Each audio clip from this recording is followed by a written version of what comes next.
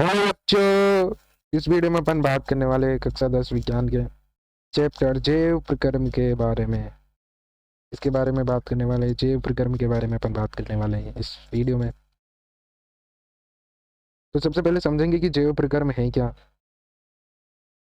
जीवन को बनाए रखने के लिए प्रत्येक जीव के अंदर कुछ अनिवार्य क्रियाएं होती हैं। ये प्रक्रियाएं जैसे कि भोजन प्राप्त करना, ऊर्जा उत्पन्न करना, अपशिष्ट को बाहर निकालना आदि सम्मिलित रूप से क्या कहलाते हैं, जैव प्रक्रम कहलाते हैं। इन प्रक्रिया की मदद से जीव अपने शरीर की कार्य प्रणालियों को संतुलित और सक्रिय बनाए रखते हैं। मतलब एक जीव को अपने जीवन को निर्वहन करने के लिए जो भी क्रियाएं करनी पड़ती है, जैसे भोजन प्राप्त करेंगे तो ऊर्जा उत्पन्न होगी, और जब ऊर्जा उत्पन्न हो जाएगी तो अपशिष्ट बनेगा, उस अपशिष्ट को बाहर निकालेंगे। ये एक सम्मिलित एक प्रक्रिया क्या कहलाती है, जैव प्रक्रम कहलाती है, जो कि हमारे जीवन के लिए हमारी महत्वपूर्ण है। अब जैव प्रक्रम की शॉर्ट परिभाषा अपन देख लेते हैं। जैव प्रक्रम वे आवश्यक क्रियाएं होती हैं जो जीवन को बनाए रखने के लिए जरूरत होती है। इसमें पोषण, शोषण, परिवहन और उत्सर्जन शामिल है। पोषण यानी कि अपन को भोजन प्राप्त करना है। शोषण, श्वास लेते हैं तो शोषण। परिवहन, अंदर के जितने भी न्यूट्रिएंट्स होंगे उनका शरीर के प्रत्येक भाग तक क्या होना चाहिए, परिवहन होना चाहिए। और जो भी अपशिष्ट बचता है उसका क्या होना चाहिए, उत्सर्जन। यही क्या है, जैव प्रक्रम की परिभाषा है। प्रमुख जैव प्रक्रम है, जैसे जैव प्रमुख पहले पोषण। अगर अपन पोषण प्राप्त करेंगे या जैसे भोजन प्राप्त किया अपन ने, तो भोजन प्राप्त करेंगे तो शरीर को क्या मिलेगी, ऊर्जा मिलेगी और पोषक तत्व मिलेंगे, जैसे है ना। और शोषण से क्या मिलेगा, भोजन को ऊर्जा में बदला जाएगा, है ना।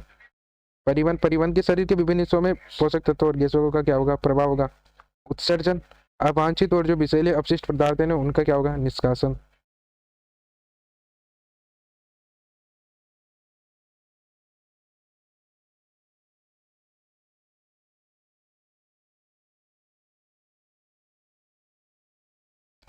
अब यहाँ पर कुछ क्वेश्चन देख लेते हैं अपन। हमारे जैसे बहुकोषीय के जीवों, जैसे मनुष्य जैसे बहुकोषीय के जीवों में ऑक्सीजन की आवश्यकताओं को पूरी करने में विसरण क्यों पर्याप्त है, इसके बारे में देखेंगे। विसरण केवल अल्प दूरी के लिए प्रभावी होता है। बहुकोषीय के जीवों में कोशिकाओं की संख्या क्या होती है, बहुत अधिक होती है, और ऑक्सीजन को शरीर के प्रत्येक भाग में पहुंचाना होता है। इसलिए केवल विसरण पर्याप्त पर्याप्त नहीं होता, इसके लिए एक विशेष परिवहन प्रणाली की आवश्यकता होती है। जैसे विसरण केवल एक कम, जिनमें कम कोशिकाएं होती है उन जीवों के लिए विसरण सही है, लेकिन बहुकोशिकीय के जीवों में कोशिकाओं की संख्या क्या होती है, बहुत अधिक होती है, और ऑक्सीजन को शरीर के प्रत्येक भाग में पहुंचाना होता है। इसलिए क्या होता है, विसरण पर्याप्त नहीं होता है। इसके लिए एक विशेष परिवहन प्रणाली की क्या होती है, आवश्यकता होती है। आगे देखिए, मैं अपन कोई वस्तु सजीव है इसका निर्धारण करने के लिए हम किस दंड का मापदंड का उपयोग करेंगे। हमें निर्धारित करते हैं कि कोई वस्तु सजीव है या नहीं, यह इसके लिए देखा जाता है कि वह चयापचय करता है या नहीं, है ना। अर्थात उसके वो भोजन प्राप्त करता है, उसका पाचन होता है, उत्सर्जन होता है, यही क्या होता है, चयापचय। तो ये होता ही नहीं है। पदार्थ में जो प्रक्रिया जैसे पोषण, शोषण, वृद्धि आदि होते हैं या नहीं, इससे क्या होगी, सजीव वस्तु की पहचान होगी। किस किसी जीव द्वारा किन कच्ची सामग्री का उपयोग, जैसे भोजन, जल, खनिज, लवण, ऑक्सीजन जैसी कच्ची सामग्री का उपयोग करके, ताकि वो ऊर्जा प्राप्त कर सके। अगर भोजन भोजन किससे बनेगा, जल से, तो भोजन प्राप्त करेगा जल से। खनिज, लवण किसमें मिले रहेंगे, जल में। और ऑक्सीजन जल के माध्यम से, श्वास के माध्यम से बन लेते हैं। तो यही क्या हो जाती है, कच्ची सामग्री हो जाती है किसी भी सजीव का जीवन निर्वहन करने के लिए। जीवन के अनुरक्षण के लिए आप किन कर्मों को आवश्यक मानेंगे। अगर भोजन नहीं प्राप्त करेंगे तो शरीर को ऊर्जा कैसे मिलेगी, श्वसन नहीं मिलेगी तो अपन सांस कैसे लेंगे, परिवहन नहीं होगा तो जो पोषक तत्व शरीर के विभिन्न भागों तक कैसे पहुंचेंगे, उत्सर्जन, जो अपन ने भोजन प्राप्त किया, पोषण प्राप्त किया, जो जो अपशिष्ट पदार्थ बचे तो उन्हें कैसे बाहर निकल। और जब ये सब मिलेंगे तो क्या होगी, वृद्धि। और क्या होंगे, जीवन को आगे बढ़ाने के लिए किसकी आवश्यकता है, प्रजनन की। जैसे जीव प्रक्रम आवश्यक है। ये सभी प्रक्रियाएं मिलकर जीव के शरीर को क्या रखती हैं, क्रियाशील बनाए रखती हैं।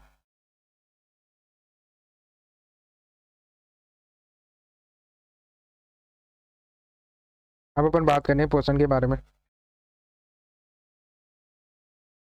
पोषण वह जैविक प्रक्रिया है जिसके द्वारा जीव ऊर्जा प्राप्त करने के लिए भोजन ग्रहण करते हैं, उसका पाचन करते हैं और उसे उपयोगी रूप में परिवर्तित करते हैं। यह प्रक्रिया जीव को जीवित रहने और शरीर के सभी कार्यों को संपन्न करने में सहायता करते हैं। अगर अपन पोषण प्राप्त करेंगे, जैसे भोजन प्राप्त किया जिसके द्वारा विभिन्न प्रकार के पोषक तत्व उसमें क्या होंगे, उपस्थित होंगे, तो हमारे शरीर को क्या मिलेगी, ऊर्जा मिलेगी।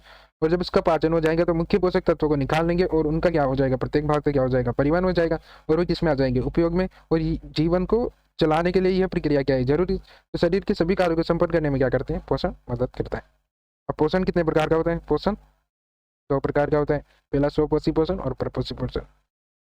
स्वपोषी पोषण जिसमें जीव स्वयं साधारण आकार बने पदार्थों से क्या करता है, भोजन का निर्माण करता है।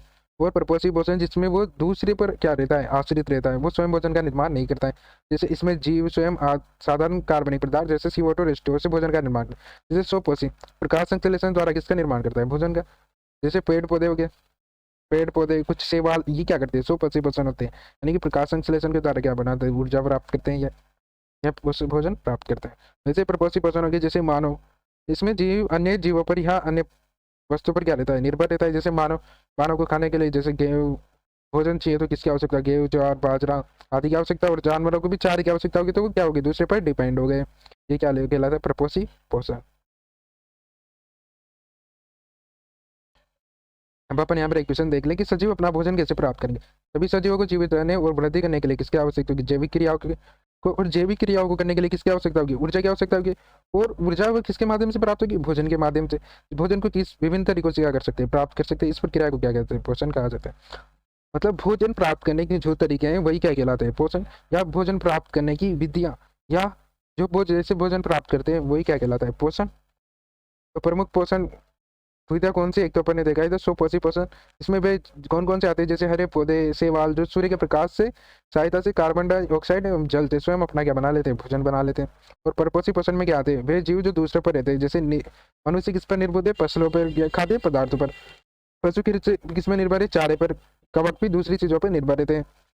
यही क्या हो जाता है, परपोषी पोषण। जब यहाँ पर देखेंगे स्वपोषी पोषण में जो जीव या होते हैं वो प्रकाश संश्लेषण द्वारा क्या बनाते हैं, स्वयं खुद भोजन बनाते हैं। जैसे हरे पौधे और क्या शैवाल। प्रोपोजी जिसमें ये दूसरे जीवों से भोजन प्राप्त करते हैं, लाइक मानवर, जानवर और एल्गी, ये फंगी कवक है।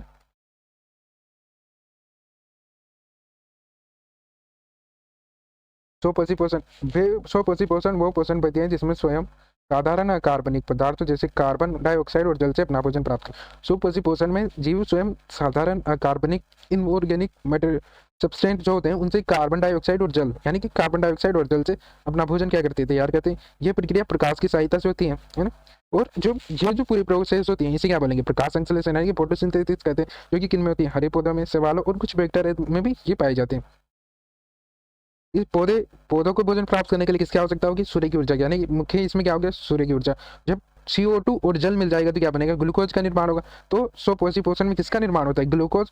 भोजन के रूप में किसको ग्रहण करते हैं, ग्लूकोज को। किससे बनेगा, कार्बन डाइऑक्साइड और जल से। कब बनेगा, जब प्रकाश संश्लेषण की क्या होगी, क्रिया होगी, है ना। तो क्या हो जाएगा, स्वपोषी पोषण।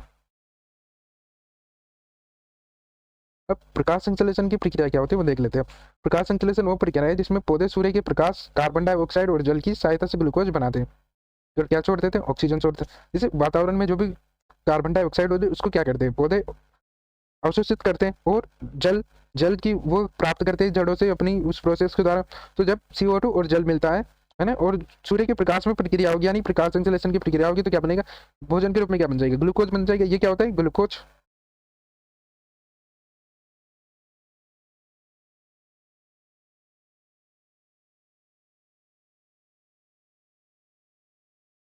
ये प्रक्रिया क्या हो जाएगी, ग्लूकोज की। और जब प्रकाश संश्लेषण की क्रिया होगी तो भोजन के रूप में तो क्या बन जाएगा, ग्लूकोज। और ऑक्सीजन का क्या होगा, निर्माण होगा। मतलब जब पौधों में प्रकाश संश्लेषण की क्रिया होती है तो भोजन के रूप में क्या ग्रहण करते हैं, ग्लूकोज ग्रहण करते हैं। और वायुमंडल में क्या छोड़ देते हैं, ऑक्सीजन छोड़ देते हैं। सबसे पहले उन्होंने क्या किया, कार्बन डाइऑक्साइड को एब्जॉर्ब किया, यानी कि अवशोषित किया, और जल के साथ क्या की मिला है, तो क्या हो गई, प्रकाश की उपस्थिति में किसकी कौन सी प्रक्रिया हुई, फोटोसिंथेसिस हो गया, यानी कि प्रकाश संश्लेषण की प्रक्रिया होगी। तो किसका निर्माण है, भोजन के रूप में क्या होगा, ग्लूकोज का निर्माण। और ऑक्सीजन क्या हो गई, मुक्त होगा जाएगी, है ना। तो प्रकाश संश्लेषण में आवश्यक घटक क्या, सूर्य का प्रकाश। सूर्य का प्रकाश होगा तभी किसका निर्माण होगा, ऊर्जा का निर्माण।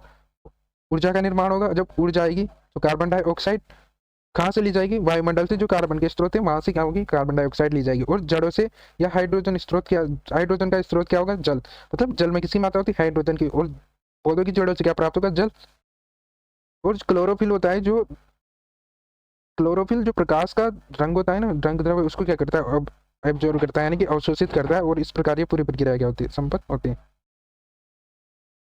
अब अपन निष्कर्ष देख लेते हैं स्वपोषी पोषण के बारे में। स्वपोषी पोषण प्रकृति का एक अद्भुत चक्र है जिसमें पौधे सूर्य की ऊर्जा को जैविक भोजन में परिवर्तित करते हैं। इनिशियली तो पौधे सूर्य से क्या प्राप्त करें, सूर्य की किरणों द्वारा सूर्य की ऊर्जा को ग्रहण कर रहे हैं और CO2 और जल को मिलाकर वो किसका निर्माण कर रहे हैं, ग्लूकोज का, और ऑक्सीजन को क्या कर रहे हैं, मुक्त। यानी कि सूर्य की ऊर्जा को किस में बदल रहे हैं, जैविक भोजन में बदल रहे हैं। इससे न केवल उनका पोषण होता है बल्कि वायुमंडल में भी क्या बने रहते हैं, ऑक्सीजन बने रहते, उनको भोजन के रूप में ग्लूकोज भी प्राप्त हो गया और वायुमंडल में ऑक्सीजन की मात्रा भी बढ़ जाएगी। अब अपन दूसरे पोषण के बारे में बात करेंगे, विषमपोषी पोषण के बारे में।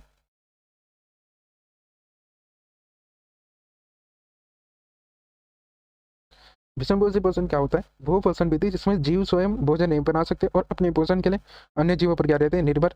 ऐसे जीव पौधे या अन्य जीवों से क्या करते हैं, भोजन प्राप्त करते हैं। मतलब सीधी सी भाषा में बोले तो जो जीव या ऐसा पोषण जिसमें जीव स्वयं भोजन स्वयं न बनाकर अन्य जीवों पर क्या रहते हैं, निर्भर रहते हैं, वही क्या कहलाता है, विषमपोषी पोषण। जिसमें ये जीव होते हैं या तो पौधों से भोजन प्राप्त करेंगे या फसलों से भोजन प्राप्त करेंगे, या फिर जैसे जानवर हो गए तो चारे से भोजन प्राप्त करेंगे, या फिर जैसे शेर जैसे हो गए तो अन्य जीव जैसे अन्य छोटे जीवों से क्या करेंगे, भोजन प्राप्त करेंगे। अब विषमपोषी पोषण की विशेषताएं क्या होती है, अगर कोई जानवर चारे को खा रहा है तो उसमें थोड़े ना प्रकाश संश्लेषण की क्रिया हो रही है, वो तो उस चारे को क्या कर रहा है, खा रहा है, तो उसमें प्रकाश संश्लेषण की क्रिया नहीं होती, यानी प्रकाश संश्लेषण की क्षमता नहीं होती। जैसे जैसे कोई चारा हो गया या कुछ भी हो गया तो वो क्या हो गया, एक कार्बनिक पदार्थ होगा, जैसे उसे सुखा देंगे जला देंगे क्या क्या बन जाएगा, कार्बनिक पदार्थ, है ना। तो उस पहले से बने वो स्वपोषण के द्वारा कोई पौधे का निर्माण हो गया, यानी वो कार्बनिक पदार्थ बन गया। उस कार्बनिक पदार्थ से जो पहले ही बना है उसको क्या करते हैं, ग्रहण करते हैं। जैसे जानवर चारे को क्या करेंगे, ग्रहण जो कि ग्रहण करेंगे जो कि पहले ही बना हुआ है। इस श्रेणी में क्या क्या आ जाएंगे, जैसे इसमें क्या आ जाएंगे, मनुष्य आ जाएंगे, पशु आ जाएंगे, कवक आ जाएंगे, कई बैक्टीरिया आ जाएंगे। कुछ बैक्टीरिया सुपोषण में भी आते हैं, है ना, और अधिकांश किसमें आते हैं, विषमपोषी में ही आते हैं। अब विषमपोषी पोषण होता है ना, उसके क्या होते हैं, बहुत सारे प्रकार होते हैं, है ना। तो यहाँ पर प्रकार को देखें, जैसे परजीवी पोषण, सहजीवी पोषण, मृतजीवी पोषण और ग्रहणशील पोषण। ये कैसे होते हैं, परजीवी पोषण ऐसे जीव जो अन्य जीवों के शरीर से पोषण प्राप्त करते हैं, उन्हें नुकसान पहुंचाते हैं। जैसे जू अपने बालों में या सिर पर जो जू लग जाता है वो अपने सिर से क्या प्राप्त करता है, पोषण प्राप्त करता है और अपने जीवन में क्या करता है, अपनी जीवन प्रक्रिया को जारी रखता है। जैसे जीव हो गया, टेप वार्म हो गया, केसकुटा, या केसकुटा यानी कि अमरबेल हो गया, ये क्या होते हैं, दूसरों के शरीर के साथ में रहकर क्या करते हैं, पोषण प्राप्त करते हैं, और जिस जीव के शरीर पर वो रह रहे उसको क्या पहुंचा देते हैं, नुकसान पहुंचा देते हैं।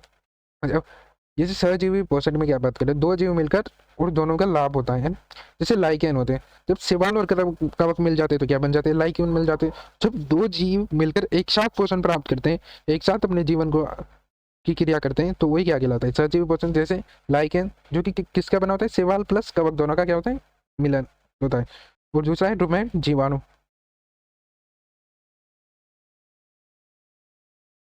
दूसरा क्या है, रुमेन जीवाणु। तीसरा अपन देख रहे हैं मृत जीव पोषण, ऐसे जीव जो मृत और सड़ती हुई चीजों से क्या करते हैं, भोजन प्राप्त करते हैं।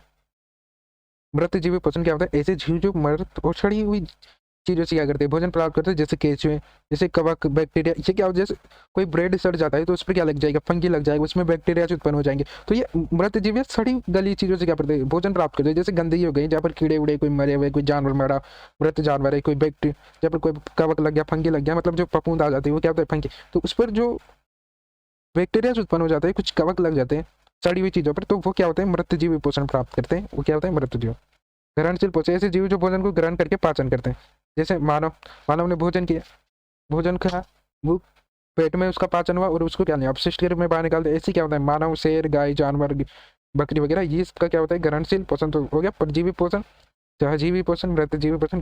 परजीवी पोषण में दूसरों के शरीर से पोषण प्राप्त करते हैं। सहजीवी पोषण में दोनों एक साथ रहकर अपने जीवन को आगे बढ़ाते हैं। मृतजीवी पोषण जिसमें जो मरते सड़ी हुई गली चीजों से अपने जीवन का क्या करते हैं, निर्माण करते हैं। और ग्रहणशील पोषण जिसमें वो भोजन के रूप में ग्रहण करते हैं, पाचन करते हैं और अपशिष्ट के रूप में से भी निकालते हैं, वो क्या कहलाता है, ग्रहणशील पोषण। विषमपोषी पोषण में जीवों की ऊर्जा प्राप्त करने का एक विविधतापूर्ण तरीका है, जिसमें वे अन्य स्रोतों पर निर्भर रहते हैं। इन जीवों के चक्र का एक महत्वपूर्ण भाग। जैसे जीवों में विविधतापूर्ण तरीकों की, जैसे परजीवी पोषण हो गया, परजीवी पोषण हो गया, सहजीवी पोषण हो गया, मृतजीवी पोषण हो गया और ग्रहणशील पोषण हो गया। तो विविधतापूर्ण तरीके होते हैं। विषमपोषी पोषण में अलग अलग तरीके होते हैं, जिससे वे अन्य स्रोतों पर क्या रहते हैं, निर्भर रहते हैं। ये जीवन चक्र का क्या है, एक महत्वपूर्ण भाग है।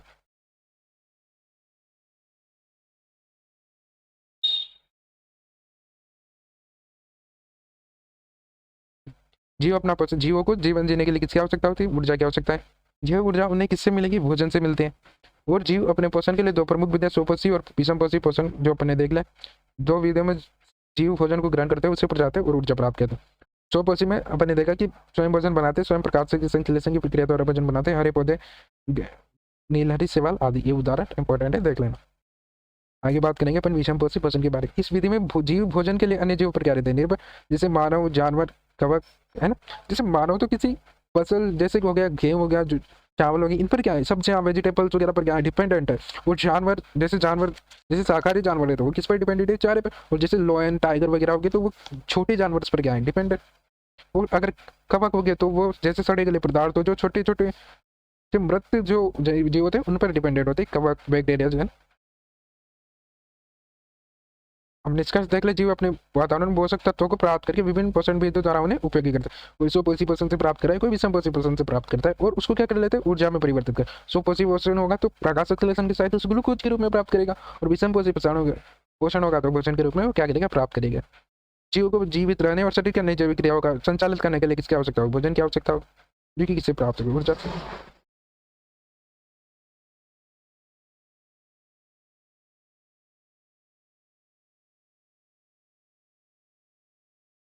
तो इस वीडियो को रखते हैं अपन यहीं तक। आगे की चीज़ें अपन अगले वीडियो में क्या करेंगे, डिस्कस करेंगे। अगर आपको वीडियो पसंद आया हो तो लाइक शेयर करें। हेलो बच्चों, आज अपन बात करेंगे कक्षा 10 के चैप्टर जैव प्रकरण यानी कि लाइफ प्रोसेस के बारे में अपन बात करेंगे। इस चैप्टर में अपन बात करेंगे आज मनुष्य में पोषण के बारे में यानी कि न्यूट्रिशन एंड ह्यूमन बीइंग्स के बारे में बात करेंगे। मनुष्य में जो पोषण है ना वो एक क्या है, एक जटिल प्रक्रिया है जिसमें भोजन का ग्रहण करना, मतलब अपन भोजन को ग्रहण करते हैं, नहीं इंजेक्शन करते हैं यानी कि भोजन को ग्रहण करते हैं, एंड देन अपन पाचन करते हैं, अपने शरीर में जाता है, वो पाचन होता है, मतलब उसका डाइजेशन होता है। फिर उसको जो न्यूट्रिएंट्स उसको क्या करते हैं, अपनी बॉडी में जो ब्लड्स वगैरह है उसमें क्या करते हैं, एब्जॉर्ब करते हैं, यानी अवशोषित करते हैं। उसके बाद उन जो पोषक तत्व को पूरी बॉडी में क्या करते हैं, ट्रांसपोर्टेशन होता है उनका, यानी कि परिवहन बढ़ता है। और जो बाद में जो भी अपशिष्ट बढ़ता है उसको क्या कर देते हैं, उत्सर्जित कर देते हैं, यानी कि उत्सर्जन कहलाता है, यानी कि उसको बाहर निकाल देते हैं। वही क्या निकाल देता है, उत्सर्जन होता है। यह प्रक्रिया पाचन द्वारा नियंत्रित कार्य। जैसे पहले अपन क्या करेंगे, भोजन को ग्रहण करेंगे, एंड देन पाचन होगा, डाइजेशन होगा, एंड देन उसके अंदर जो भी न्यूट्रिएंट्स एंड मिनरल्स होंगे उसको क्या करेंगे, एब्जॉर्ब करेंगे अपनी बॉडी में, एब्जॉर्ब हो जाएगा, अवशोषित हो जाएगा, एंड देन उस जो न्यूट्रिएंट्स एंड जो मिनरल्स को जो एब्जॉर्ब किया है उसको पूरी बॉडी में उनका क्या होगा, ट्रांसपोर्टेशन होगा, एंड देन जो जो भी अवशिष्ट बचेगा ना उसको क्या कर देंगे, उत्सर्जित कर दिया जाएगा, या बॉडी यानी कि शरीर से बाहर निकाल दिया जाएगा। ये सभी प्रक्रिया मिलाकर क्या कहलाती है, पाचन तंत्र। यानी कि भोजन का ग्रहण करना, पाचन करना, अवशोषित करना, परिवहन करना और उत्सर्जन करना, यह सभी प्रोसेस मिलकर क्या कहलाते हैं, ये पूरा प्रोसेस क्या कहलाता है, डाइजेशन सिस्टम।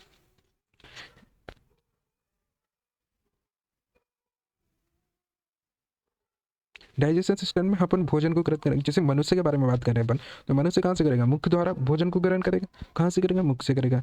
यांत्रिक और रसायन पाचन, यानी कि यांत्रिक और रसायन पाचन क्या होगा, धातु द्वारा चपाएंगे, उससे क्या बनेगा, लार बनेगा। लार लार जब भोजन में मिलेगा तो वो भोजन के पाचन में क्या करेगा, सहायता करेगा। यानी कि लार से क्या होगा, स्टार्च का पाचन होगा। तो लार कहाँ पर बनेगी, मुख में होगी। और लार कौन बनाएगी, लार ग्रंथियाँ जो होती है, सिलेक्टरी ग्लैंड्स जो होती है वो लार ग्रंथियाँ क्या बनाएंगी, वो लार बनाएंगी, जिसमें डिफरेंट डिफरेंट विभिन्न प्रकार के क्या होंगे, एंजाइम जो भोजन के पाचन में क्या करेंगे, मदद करेंगे। भोजन का गले से पेट तक जाना, अब जैसे मुंह से गले में जाएगा, अब गले से जो पेट तक जाएगा ना उसमें किसका यूज होता है, ग्रास नली का। एक नली होती है जरिए भोजन को पेट तक पहुंचे, जैसे कि अब मुंह से एक गली जाएगी जो कहाँ तक जाएगी, पेट तक, उसमें कि भोजन कहाँ पर चला जाएगा, पेट में, उसको क्या बोलते हैं, ग्रास नली, यानी उससे फेंक। अब पेट में पाचन कैसे होगा, पेट में एक तो हाइड्रोक्लोरिक एसिड होता है और पेप्सिन एंजाइम होता है। तो हाइड्रोक्लोरिक एसिड और पेप्सिन जो एंजाइम है उससे प्रोटीन का क्या होगा, पाचन होगा। मतलब हाइड्रोक्लोरिक एसिड हमारे स्टोमच में रहता है, एंड देन जो पेप्सिन एंजाइम है वो किसका पाचन करता है, प्रोटीन। तो पेप्सिन एंजाइम के माध्यम से अपन अपने शरीर में किसका पाचन होता है, प्रोटीन का पाचन होता है। ये सारी प्रोसेस कहाँ पर कंट्रोल होते हैं, स्टोमच यानी अपने पेट में कंट्रोल होते हैं।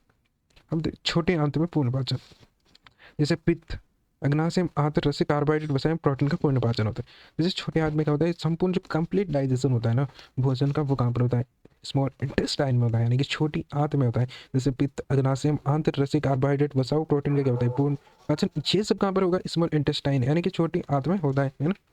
और पोषक तत्वों का एब्जॉर्बेशन होता है, एब्जॉर्बेशन में क्या होगा, यानी कि अवशोषण क्या होगा, बिल्ली द्वारा पोषक तत्वों का क्या होता है, रक्त में अवशोषण। मतलब जितने भी जो पोषक तत्व भोजन में रहे उनको कहाँ किया जाएगा, ब्लड में एब्जॉर्ब कर लिया जाएगा। यानी कि ये सारी प्रक्रिया क्या होती है, छोटी आंत में ही होती है ये भी, जो कि छोटी आंत की बिल्ली वाले भाग में होती है। और इसके बाद जो भी अवशिष्ट बचता है उसको क्या बोलते हैं, मल उत्सर्जन। जो भी अपशिष्ट बचेगा उसको क्या निकाल देंगे, बॉडी से बाहर निकाल देंगे। यही क्या निकल आएगा, मल विसर्जन की क्रिया कहाँ होती है, बड़ी आंत और मल द्वार के द्वारा कहाँ निकाल देते हैं, बाहर। मनुष्य में एक सुव्यवस्थित प्रक्रिया जिसमें पाचन तंत्र की सहायता से भोजन को सरल अवयव में तोड़कर शरीर को आवश्यक ऊर्जा प्राप्त होती है। हम संपूर्ण प्रक्रिया जीवन के लिए क्या है, आवश्यक है। अब मनुष्य के भोजन के पाचन में प्रोटीन के पाचन के लिए आर्ट्स में अलग एंजाइम होंगे, प्रोटीन में अलग एंजाइम होंगे, दूध के पाचन के अलग एंजाइम होंगे। इन सभी एंजाइम कौन कौन से होंगे और उनके क्या फंक्शन होंगे, उनके क्या कार्य होंगे, उनके बारे में अब अपन बात करेंगे। मनुष्य के पाचन तंत्र में विभिन्न भागों में अलग अलग एंजाइम और रस पाचन जो की प्रक्रिया को संपन्न करते हैं। प्रत्येक अंग में विशिष्ट एंजाइम कार्य करते हैं जो भोजन के छोटे अणुओं में तोड़ते हैं। जैसे मुख्य अंदर अलग एंजाइम होंगे, पेट के अंदर अलग एंजाइम होंगे, स्मॉल इंटेस्टाइन्स के अंदर अलग एंजाइम्स होंगे जो उनके अलग अलग कार्य हैं, उनके बारे में अपन बात करेंगे। जो भोजन को क्या करते हैं, छोटे जो कॉम्प्लेक्स पार्ट्स होते हैं उससे सिंपल पार्ट में बदल देते हैं, यानी छोटे छोटे भाग में बदल देता है, वही क्या कहलाते हैं, पाचन, उसी के माध्यम से होता है।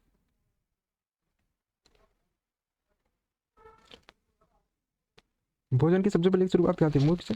मुख में क्या, मुख में जो लार होता है, सलाइवा जो होता है, इसमें क्या पाया जाता है, टाइलिन एंजाइम पाया जाता है। टाइलिन एंजाइम जो स्टार्च को माल्टोज में बदलता है ना।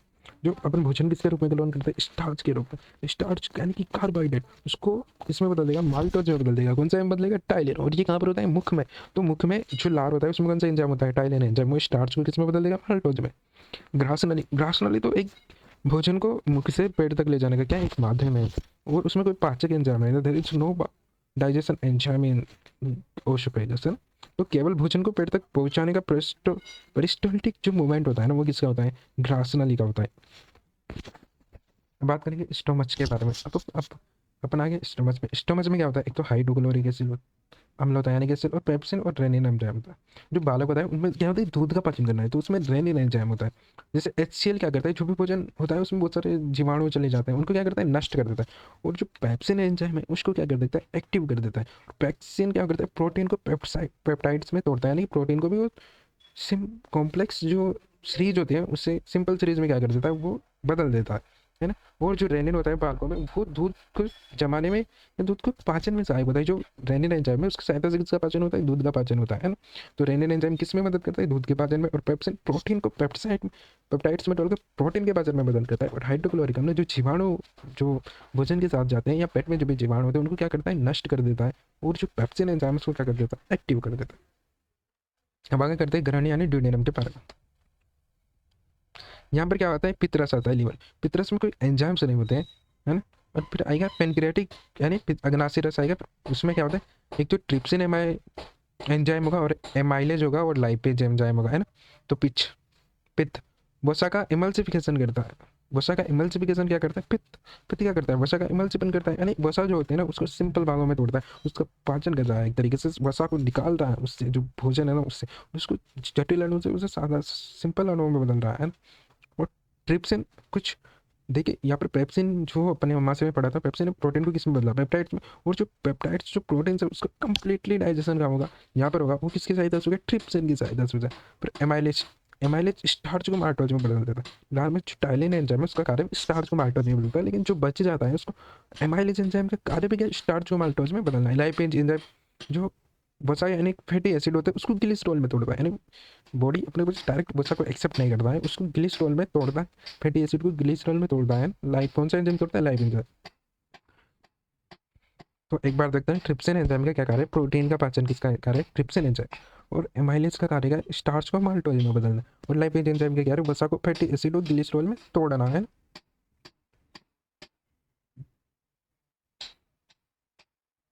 अब अपन बात करते हैं छोटे आंत। जैसे यहाँ पर स्टार्च को तो किसी में बदल दिया, माल्टोज में बदल दिया, है ना। अब जो माल्टोज है उसको आते रस में, जो माल्टोज अल्टीमेटली अपनी बॉडी ऊर्जा किसमें गेन करते हैं, ग्लूकोज के रूप में गेन करते हैं।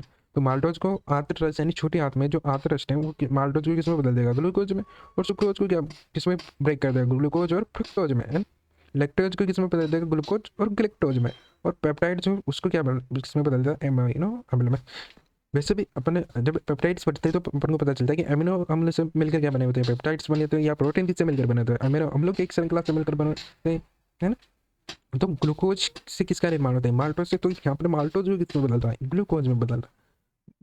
बड़ी आंत में कोई पाचन एंजाइम नहीं होता है, यहाँ का जल का पुनर्अवशोषण होता है, यानी कि जल का पुनर्अवशोषण हो, जो भी मिनरल्स न्यूट्रिएंट्स जो बनते हैं उनका पूर्ण एब्जॉर्बेशन यहाँ पर होता है। और उसको मल जो मल बनता है एब्जॉर्ब होने के बाद, पूरा अवशोषण होने के बाद उसको मल बनाने का जो कार्य है वो किसका है? बड़ी आंत का कार्य। जैसे मनुष्य में पाचन तंत्र में विभिन्न ग्रंथियां और एंजाइम मिलकर भोजन को तरल और अवशोषण योग्य घटकों में तोड़ते हैं, जिससे शरीर को ऊर्जा मिलती है और जीवन की क्रियाएं सुचारू रूप से चालू। जैसे विभिन्न ग्रंथियां, मुंह में सलाइवरी ग्लैंड्स आएंगे यानी लाल ग्रंथियां आएंगी, फिर शरीर में अनेक ग्रंथियां आएगी जो स्टोमच से लेकर है ना छोटी आंत, इनमें जो ग्रंथियां होती है उनसे बहुत सारे एंजाइम्स रिलीज होते हैं, उनसे भोजन का क्या होता है? पाचन होता है। हम अपन यहाँ पर थोड़ा सा इंपॉर्टेंट पॉइंट डिस्कस कर लेते हैं कि क्या आप जानते हैं कि दंत शरण क्या होता है? मतलब दंत शरण तब होता है जब हम अधिक मिठास युक्त भोजन करते हैं, उचित ब्रशिंग नहीं करते हैं, या फिर अधिक अम्लीय पदार्थों का सेवन कर लेते हैं जिसमें बैक्टीरिया दांतों की सतह पर जमा हो जाते हैं और एसिड बनाते हैं। तो वहाँ पर क्या होता है? एसिडिक, वहाँ की पीएच क्या होते हैं? एसिडिक हो जाते हैं। दंत वल्क वहाँ पर इनेमल जम जाता है, दंत वल्क जम जाता है, इनेबल जम जाता है, दांतों को क्या पहुंचाता है? नुकसान पहुंचाता है। जैसे मसूड़े, वो जो ग्रोथ होती है ना मसूड़ों की, वो क्या हो जाती है? बंद हो जाती है। धीरे धीरे धीरे इन दांत के गुदे पल्प तक पहुंच जाता है, जिससे दांतों में क्या होता है? सड़ सड़ जाता है या फिर बदबू आने लग जाती है, दांत खराब होने लग जाते हैं। तो यही क्या दंत शरण है। और इसके रोकथाम के कार्य नियमित ब्रश करना, मीठे खाद्य पदार्थों से बचना, और दंत चिकित्सक से समय समय पर क्या करवा लेनी चाहिए? जांच भी करवा लेनी चाहिए, है ना। तो ये क्या है? दंत शरण, ये अपन एक इंपॉर्टेंट पॉइंट डिस्कस कर सकते हैं, ऐसे जनरल नॉलेज के लिए भी हो सकता है, या फिर अपन जानते हैं क्योंकि अपन लाइव प्रोसेस के बारे में बात करें तो ये उससे रिलेटेड है, तो अपन इस पर डिस्कस कर लें।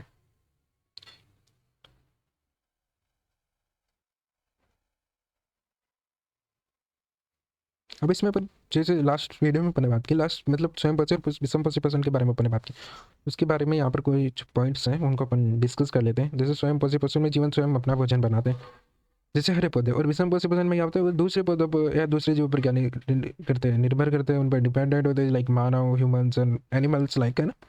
प्रकाश संश्लेषण की आवश्यक कच्ची सामग्री पौधा कहाँ से प्राप्त करता है? पर्यावरण से तो क्या प्राप्त करेगा? CO2, और पौधे की जड़ों से क्या पड़ेगा? जल से जल प्राप्त करेगा, और सूर्य के प्रकाश से क्या करेगा? वातावरण से प्राप्त करता है, सूर्य के प्रकाश की जो किरणें होती हैं उनसे ऊर्जा प्राप्त करता है, जैसे कि फोटोसिंथेसिस होता है। अब अपन ने पढ़ा कि हमारा जो स्टेमस होता है उसमें HCl होता है, हाइड्रोक्लोरिक अम्ल होता है। तो अपन ने डिस्कस किया था कि रोगाणुओं को क्या करता है? नष्ट करता है, और पेप्सिन एंजाइम को क्या करता है? एक्टिव करता है, जिससे जो प्रोटीन प्रोटीन बहुत कॉम्प्लेक्स चीज थिंग्स है जिसे वो क्या करता है? सिंपल उसमें बदल देता है। जो पेप्सिन, तो उसमें किसका रोल होता है? पेप्सिन एंजाइम का। और पेप्सिन एंजाइम को सक्रिय कौन करता है? Hydrochloric acid. जिसे पाचक एंजाइमों का कार्य है भोजन के बड़े अणु, कार्बोहाइड्रेट, प्रोटीन, वसा, इनको छोटे और सिंपल मॉलिक्यूल्स में बदलता है, like glucose, amino acid, fatty acid में तोड़ दे, जिन्हें क्या कर लेता है? बॉडी इजीली एब्जॉर्ब कर लेता है, इसलिए पाचक एंजाइम का ये कार्य होता है। पचे हुए भोजन को अवशोषित करने के लिए शुद्धांत को कैसे अभिकल्पित किया जाता है? तो अपन इसके बारे में अपन बात कर लेते हैं। मतलब जिस सिद्धांत में जो अवशोषित करने के लिए सिद्धांत को कैसे तैयार किया जाता है या कैसे करता है, वो उसके बारे में अपन बात करना। सिद्धांत यानी कि छोटी आंत की भीतरी दीवार पर बहुत सारी सूक्ष्म रेखाएं होती हैं, विलीज विलीज होते हैं, लाइक हल्की हल्की होते हैं, इसकी सतह क्षेत्र को बढ़ाकर पोषक तत्वों के अवशोषण को अधिक प्रभावी ये मिलते हैं, और जो विभिन्न प्रकार के जो न्यूट्रिएंट्स हैं, मिनरल्स हैं, उनको क्या कर लेता होती है, और इसको किस में भेज देते हैं? रुधिर वाहिकाओं से युक्त होते हैं, इन्हें किससे कनेक्टेड होते हैं? रुधिर वाहिकाओं से कनेक्टेड होते हैं, और जो यहाँ से एब्जॉर्व करके इन जो जितने भी पोषक तत्व हैं, न्यूट्रिएंट्स हैं, इनको कहाँ पहुँचा देती हैं? ब्लड्स के अंदर पहुँचा देती हैं। अब अपन बात करेंगे रेस्पिरेशन यानी कि श्वसन के बारे में। श्वसन क्या होता है? That's interesting topic. श्वसन श्वसन वो प्रक्रिया है जिसमें जीव भोजन ग्लूकोज को ऑक्सीजन की उपस्थिति या अनुपस्थिति में तोड़कर ऊर्जा प्राप्त करते हैं। ये ऊर्जा जीवन की सभी क्रियाओं के लिए आवश्यक आवश्यक। हमें अपन ने पहले देखा था कि अपन ने माल्टोज को इसमें बदल दिया था ग्लूकोज। अब उस ग्लूकोज को भी कैसे, तो ऑक्सीजन की उपस्थिति, अगर ऑक्सीजन हो तो ठीक है, और नहीं हो तो भी कैसे करेंगे? तो इसके बारे में अपन क्या बात करेंगे? श्वसन की में बात करेंगे। ये ऊर्जा की श्वसन होता है जो ऊर्जा जीवन की जितनी भी क्रियाएं होती है ना उसके लिए क्या होता है? आवश्यक होता है। तो अब इसके इंपॉर्टेंट पॉइंट्स अपन क्या कर लेते हैं, डिस्कस कर लेते हैं। श्वसन किस में होता है? पहला पॉइंट, श्वसन तो किस में होता है? माइटोकॉन्ड्रिया में होता है। और ये ऊर्जा को किस में बनाएगा? ATP नामक ऊर्जा अणु में उत्पन्न करता है ना। और गैस विनिमय में ऑक्सीजन को अंदर और कार्बन डाइऑक्साइड बाहर जाती है ना। तो श्वसन कहाँ होगा? माइटोकॉन्ड्रिया में होता है। और ऊर्जा किसमें बनती है? ATP के रूप में बनेगी, है ना। और श्वसन कितने प्रकार का होता है? दो प्रकार का होता है। एरोबिक यानी एरोबिक श्वसन यानी कि वायु श्वसन, यानी कि जिसमें ऑक्सीजन की आवश्यकता होती है, वो क्या कहलाता है? एरोबिक श्वसन। और इन एरोबिक श्वसन यानी जिसमें एब्सेंट होता है, ऑक्सीजन की आवश्यकता नहीं होती, एब्सेंट होती है, वो क्या कहलाता है?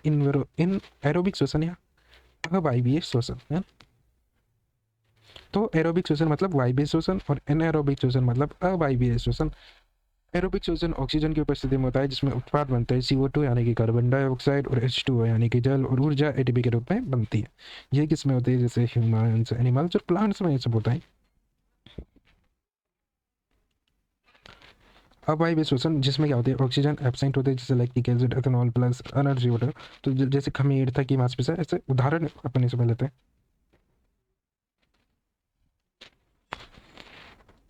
अब एरोबिक श्वसन में ग्लूकोज को किस में बदलेगा? CO2 में, और CO2 में बदलेगा, H2O में बदलेगा और ऊर्जा में बदलेगा।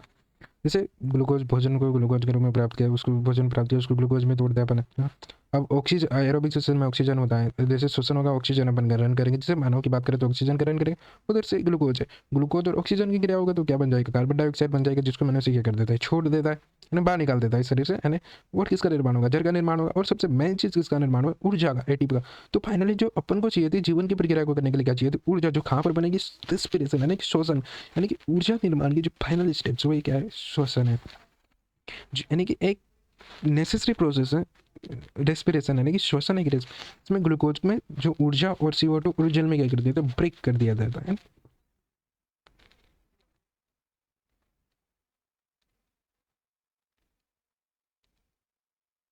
जैसे इन इन एरोबिक श्वसन यानी कि अवायवीय श्वसन किसमें का? खमीर में होगा, यानी कि ग्लूकोज को किसमें तोड़ देगा? एल्कोहल में, है ना, और कार्बन डाइऑक्साइड और ऊर्जा में बदल देगा। ये किसका फॉर्मूला है? C2H5 चाहिए, एल्कोहल का फॉर्मूला होता है। तो एल्कोहल में तोड़ देगा और कार्बन डाइऑक्साइड में तोड़ देगा, और वो ऊर्जा अपन को प्राप्त हो जाएगी। ये किसमें? खमीर में। और अवायवीय श्वसन मानव में प्राप्त होगा तो ग्लूकोज के किस में बदल देगा? C3H6O3 में बदल देगा, और क्या प्राप्त होगी? ऊर्जा अपन को प्राप्त होगी, है ना। श्वसन क्या है? एक अनिवार्य यानी कि नेसेसरी प्रोसेस है, जिससे शरीर को क्या प्राप्त होती है? एनर्जी प्राप्त होती है। ये प्रक्रिया दो प्रकार की होती है, एरोबिक जिसमें ऑक्सीजन के साथ होती है, और इन एरोबिक अवायवीय श्वसन जो बिना ऑक्सीजन के होता है। और दोनों में क्या होती है? ऊर्जा ATP के रूप में अपन गेन करते हैं। यही क्या कहलाता है? श्वसन की प्रोसेस है।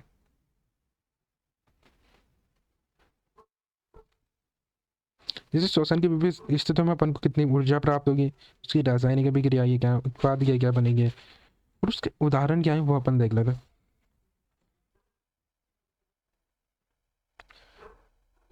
जैसे सबसे पहले बात करें ऑक्सीजन की उपस्थिति में, यानी कि एरोबिक रेस्पिरेशन, है ना। तो एरोबिक रेस्पिरेशन में अपन बात कर लेते हैं, है ना। ये एरोबिक यानी वायवीय श्वसन किसमें होगा? वायवीय श्वसन होता है, सिंपल सी बात है, ऑक्सीजन की उपस्थिति में होगा, और किसमें होगा? मनुष्य में होगा, पौधों में होगा, और जानवर में होगा। और कितनी, एक बार जो प्रोसेस होता है उसमें कितनी ऊर्जा बनाएगा? 38 ATP ऊर्जा बनाएगा। ATP की फुल फॉर्म होती है एडिनोसिन ट्राइफॉस्फेट। ATP की फुल फॉर्म होती है, ऊर्जा अधिक बनती है, ऑक्सीजन की उपस्थिति में अधिक ऊर्जा का निर्माण होता है, यानी कि 38 ATP ऊर्जा का निर्माण होगा, यानी कि और उत्पाद बनेगा CO2 बनेगा, जिसे अपन श्वसन के द्वारा बाहर निकाल देते हैं। जल बनेगा और ऊर्जा बनेगी, जो अपनी बॉडी के लिए, जो अपनी बॉडी के लिए क्या है? इंपॉर्टेंट है। क्या बनेगी? ऊर्जा बनेगी, है ना। और ग्लूकोज को किस में तोड़, ग्लूकोज ऑक्सीजन की उपस्थिति में होगा तो ग्लूकोज होगा, और ऑक्सीजन होगा तो किस में टूट जाएगा? CO2 H2 यानी कि जल और ऊर्जा बना दो। तो ये रासायनिक अभिक्रिया भी क्या है? ये जो केमिकल रिएक्शन है ये भी इंपॉर्टेंट है, इसे भी अपन को याद रखना है ना। और यदि ऑक्सीजन एब्सेंट है, ऑक्सीजन नहीं है, तो ऑक्सीजन की उपस्थिति में कैसे मानव की थकी हुई मांसपेशियां, जैसे ये होती है ना अपनी मसल्स वगैरह होते हैं, इनमें कौन से होते हैं? ऑक्सीजन होते हैं। ऑक्सीजन के अभाव में होते हैं, यानी ये ऑक्सीजन के अभाव में मनुष्य में जो शोषण होगा, है ना, उसके बारे में बात। इसमें कितनी, बहुत कम ऊर्जा का निर्माण होता है, सिर्फ 2 ATP, है ना। इसमें क्या होता है? लैक्टिक एसिड और एनर्जी बनते हैं ना। लैक्टिक एसिड का फॉर्मूला क्या होता है? C3H6O3 लैक्टिक एसिड का फॉर्मूला होता है, इसमें क्या होगी? ऊर्जा। ये ग्लूकोज को किस में तोड़ देगा? इसमें तोड़ देगा, यानी लैक्टिक एसिड में तोड़ देगा, और अपन को क्या मिलेगी? एनर्जी। इसमें तो मानव की थकी हुई मांसपेशियों में होती है, और इसमें क्या होता है? ऑक्सीजन की कीमत है। इसमें सबसे कम, बहुत कम ऊर्जा का निर्माण होता है, यानी कि 2 ATP ऊर्जा का निर्माण होता है ना। अब ऑक्सीजन की अनुपस्थिति में इन एरोबिक रेस्पिरेशन किसमें? खमीर में, यानी कि ईस्ट में बात करेंगे अपन। नहीं तो इसमें भी बहुत कम ऊर्जा का निर्माण होता है, सिर्फ 2 ATP ऊर्जा का निर्माण होता है। इसमें किसका निर्माण होगा? एथेनॉल का निर्माण होगा, यानी कि जो एक तरीके से बोले तो एल्कोहल है ना, एथेनॉल का निर्माण होगा, CO2 का निर्माण होगा, ऊर्जा का निर्माण होगा। जैसे ग्लूकोज है, ये किस में ब्रेक डाउन हो जाएगा? एथेनॉल में, यानी कि एल्कोहल में ब्रेक डाउन हो जाएगा, कार्बन डाइऑक्साइड में हो जाएगा, और ऊर्जा का निर्माण होगा। ये श्वसन की विभिन्न स्थितियाँ। पहली वाली किसकी स्थिति में? जब ऑक्सीजन उपस्थित हो, और ऑक्सीजन अनुपस्थित हो किसमें? मनुष्य की थकी हुई मांसपेशी में। एंड देन इष्ट में खमीर के बारे में अपन बात करें, मनुष्य में अगर ऑक्सीजन एब्सेंट है तो क्या बनेगा? लैक्टिक एसिड और एनर्जी बनेगा। और यदि खमीर यानी कि इष्ट में है तो क्या बनेगा, एथेनॉल या एल्कोहल प्लस CO2 प्लस क्या बनेगी, ऊर्जा बनेगी।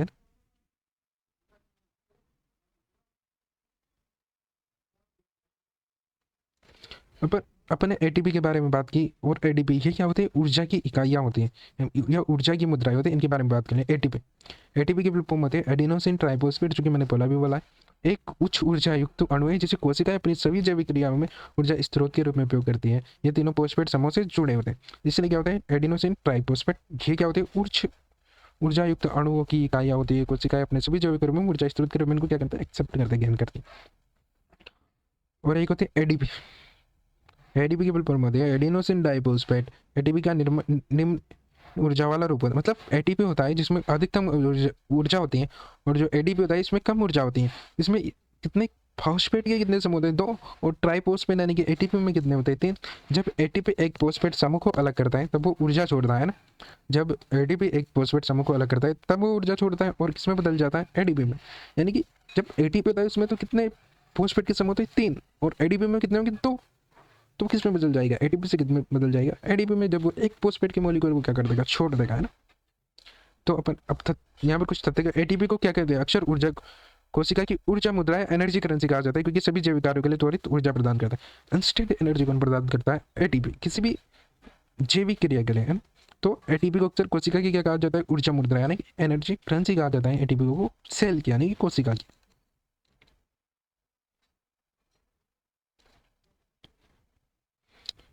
अब जैसे अपन के एग्जाम आता है कि एटीपी और एडीपी में परिवर्तन, या एटीपी एडीपी में परिवर्तन कैसे होगा। जैसे एटीपी है, अगर एटीपी में से अपन एक फॉस्फेट का अणु निकाल देंगे तो क्या बच जाएगा, एटीपी तो रहेगा, और कुछ ऊर्जा भी निकलेगी, क्योंकि एटीपी है उसमें ऊर्जा है, उसमें अत्यधिक ऊर्जा होता है। अत्यधिक ऊर्जा वाली मुद्रा को क्या बोलते हैं, एटीपी। उसमें कितने फॉस्फेट के अणु होते हैं, 3। उनमें से एक को अपन को क्या निकाल दिया बाहर, जो कि उसमें अधिक एनर्जी होती है, तो क्या होगी, एनर्जी भी फ्री होगी, है ना। तो एडीपी के साथ क्या निकाल दिया अपने, फॉस्फेट को निकाल दिया, तो एनर्जी भी मुक्त होती है। जब अपन को ऊर्जा की आवश्यकता, जैसे करंटली मेरे पास एटीपी है, अब मुझे एनर्जी की आवश्यकता है, तो मैं क्या कर दूंगा, एक फॉस्फेट का अणु निकाल दूंगा। फॉस्फेट का अणु निकाल दिया तो फॉस्फेट के अणु के साथ मुझे क्या मिलेगी, ऊर्जा की आवश्यकता होगी, है ना। तो ऊर्जा को तो मैं गेन कर लूंगा, और मेरे पास क्या बचा, ऊर्जा, एडीपी बचा। तो एटीपी से एडीपी में बदलने के लिए क्या करना पड़ेगा, एक फॉस्फेट के अणु को क्या करना पड़ेगा, छोड़ना पड़ेगा, और अपन को क्या मिल जाएगी, ऊर्जा भी मिल जाएगी।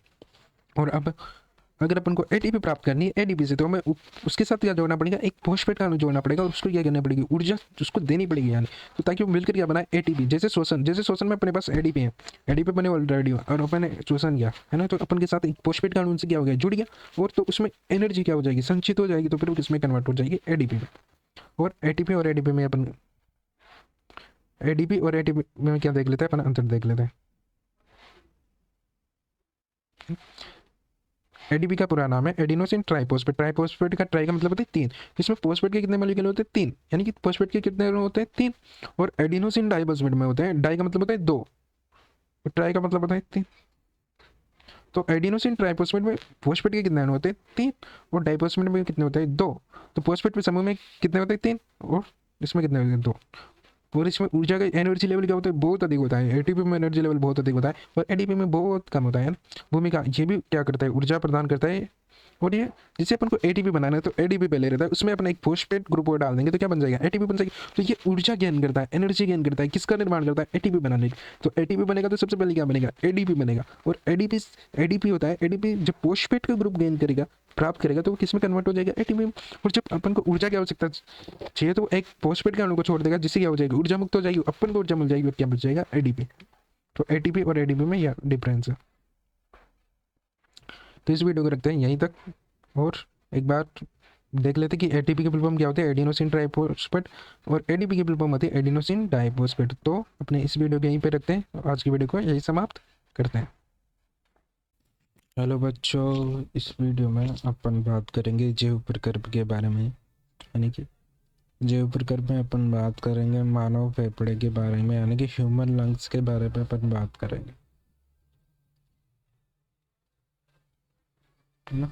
इनकी संरचना, कार्य, यानी अपन गैस विनिमय के बारे में अपन बात करेंगे। इन ह्यूमन बॉडी यानी कि मानव शरीर में श्वसन तंत्र का एक प्रमुख अंग है फेफड़ा। मतलब फेफड़ा जो है वो मानव शरीर में श्वसन तंत्र का क्या है, एक प्रमुख अंग है, जो ऑक्सीजन, कार्बन और डाइऑक्साइड के आदान प्रदान में मुख्य भूमिका निभाता है। मतलब लंग्स का कार्य है जो अंदर बॉडी के अंदर जो कार्बन डाइऑक्साइड बनता है उसे बाहर निकालना और ऑक्सीजन को अंदर लेना, ये किसका काम है? फेफड़ों का काम।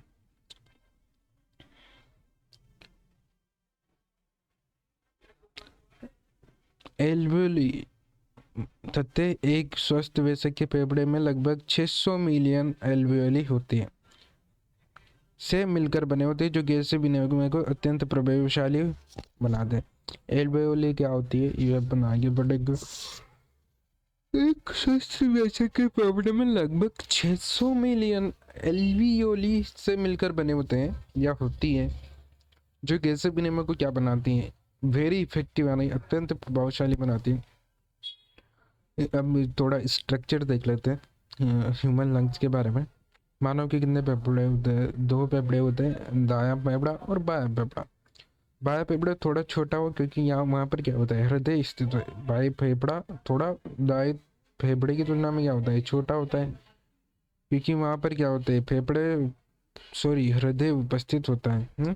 फेफड़े की जो ब्रोंक्यूल्स और एल्वियोली से मिलकर बने होता है। फेफड़े किससे मिलकर बने होते हैं? ब्रोंकी यानी ब्रोंक्यूल्स और एल्वियोली से मिलकर बने होते हैं। यार फेफड़ा प्लूरा नामक 2 झिल्लियों से क्या होता है? ढका होता है। और फेफड़ा प्लूरा नामक 2 झिल्लियों से क्या होता है? ढका होता है।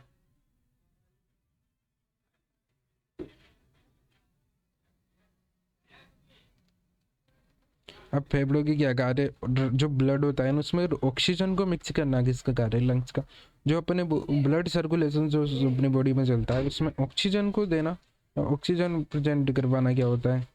लंग्स होता है ना। कार्बन डाइऑक्साइड को बाहर निकालना और रक्त में पीएच मेंटेन करना, ये भी किसके कार्य है? लंग्स के कार्य है।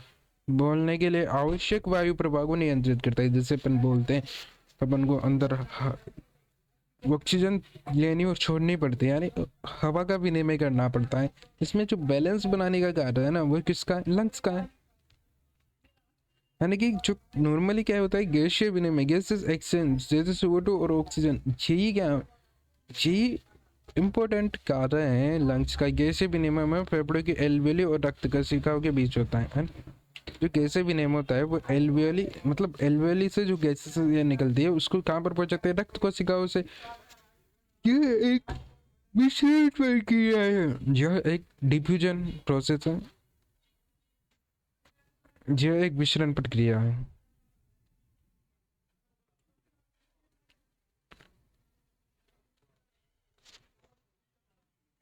एल्वियोली से ऑक्सीजन कहाँ पर विस्तारित होती है? रक्त की ओर विस्तारित होती है। यानी कि एल्वियोली से ऑक्सीजन रक्त में मिलती है और रक्त कार्बन डाइऑक्साइड रक्त से एल्वियोली में विस्तारित होता है। मतलब ब्लड एल्वियोली से ऑक्सीजन को लेता है और रक्त कार्बन डाइऑक्साइड को एल्वियोली में विस्तारित करता है। अब कुछ अपन निष्कर्ष देख लेते हैं। मानव फेफड़े जीवन के लिए अनिवार्य हैं क्योंकि ऑक्सीजन प्रदान करते हैं और अपशिष्ट गैस CO2 को बाहर निकालते हैं। एल्वियोली की संरचना गैसीय विनिमय को अधिक प्रभावशाली बनाती है। मतलब गैसीय विनिमय में सबसे इंपॉर्टेंट रोल किसका है? एल्वियोली का। और मानव फेफड़े जीवन के लिए क्या है? अनिवार्य, क्योंकि ऑक्सीजन को क्या करते हैं? गेन करते हैं और CO2 को क्या करते हैं? बाहर निकालते हैं। इसमें जो एल्वियोली होते हैं ना उसकी जो स्ट्रक्चर है लगभग 600 मिलियन एल्वियोली से मिलकर फेफड़ा बना होता है। वो क्या होती है? बहुत प्रभावशाली होती है। एल्वियोली को हिंदी में कुपिकाएं कहते हैं। इस सतह को पूरी तरह फैला दिया जाए तो यह लगभग 80 वर्ग मीटर क्षेत्र को ढक सकती हैं, जो कि एक टेनिस कोर्ट के बराबर है। ये इंपॉर्टेंट पॉइंट है। यदि कुपिकाओं की सतह को पूरी तरह फैला दिया, मतलब अलग अलग तरीके से फैला दिया जाए, तो अलग जगह पर फैलाई जाए तो यह लगभग 80 वर्ग मीटर क्षेत्र को ढक सकती है, जो एक टेनिस कोर्ट के बराबर होते हैं। यह विस्तृत सतह गैसीय विनिमय को तेज और दक्ष बनाती है। यदि हमारे शरीर में विसरण द्वारा ऑक्सीजन का परिवहन होता है तो फुफ्फुस से पैर के अंगूठे तक ऑक्सीजन के कणों को पहुंचने में 3 वर्ष लग जाते। सौभाग्य से हमारे पास हीमोग्लोबिन है जो ऑक्सीजन को तेजी से पूरे शरीर में पहुंचा देता है। अगर हमारे शरीर में जो ऑक्सीजन होता है उसका विसरण, यदि विसरण के मतलब परिवहन जो होता है, ट्रांसपोर्टेशन जो होता है, वो अगर डिफ्यूजन यानी कि विसरण के माध्यम से होता है, तो फुफ्फुस से पैर के अंगूठे तक, फुफ्फुस यानी कि जो जहाँ से ऑक्सीजन को पंप होता है, वहाँ से जो ब्लड पंप होता है हार्ट से, वहाँ से अंगूठे तक ऑक्सीजन की एक अणु को पहुँचने में लगभग 300 वर्ष लगते, 3 वर्ष लगते, सॉरी। सौभाग्य से हमारे पास हीमोग्लोबिन है जो ब्लड में होता है, उसके साथ ऑक्सीजन मिल जाता है और वो ब्लड की सर्कुलेशन के साथ वो काम बहुत जल्दी पहुंच जाता है, शरीर के अलग अलग भागों में पहुंच जाता है।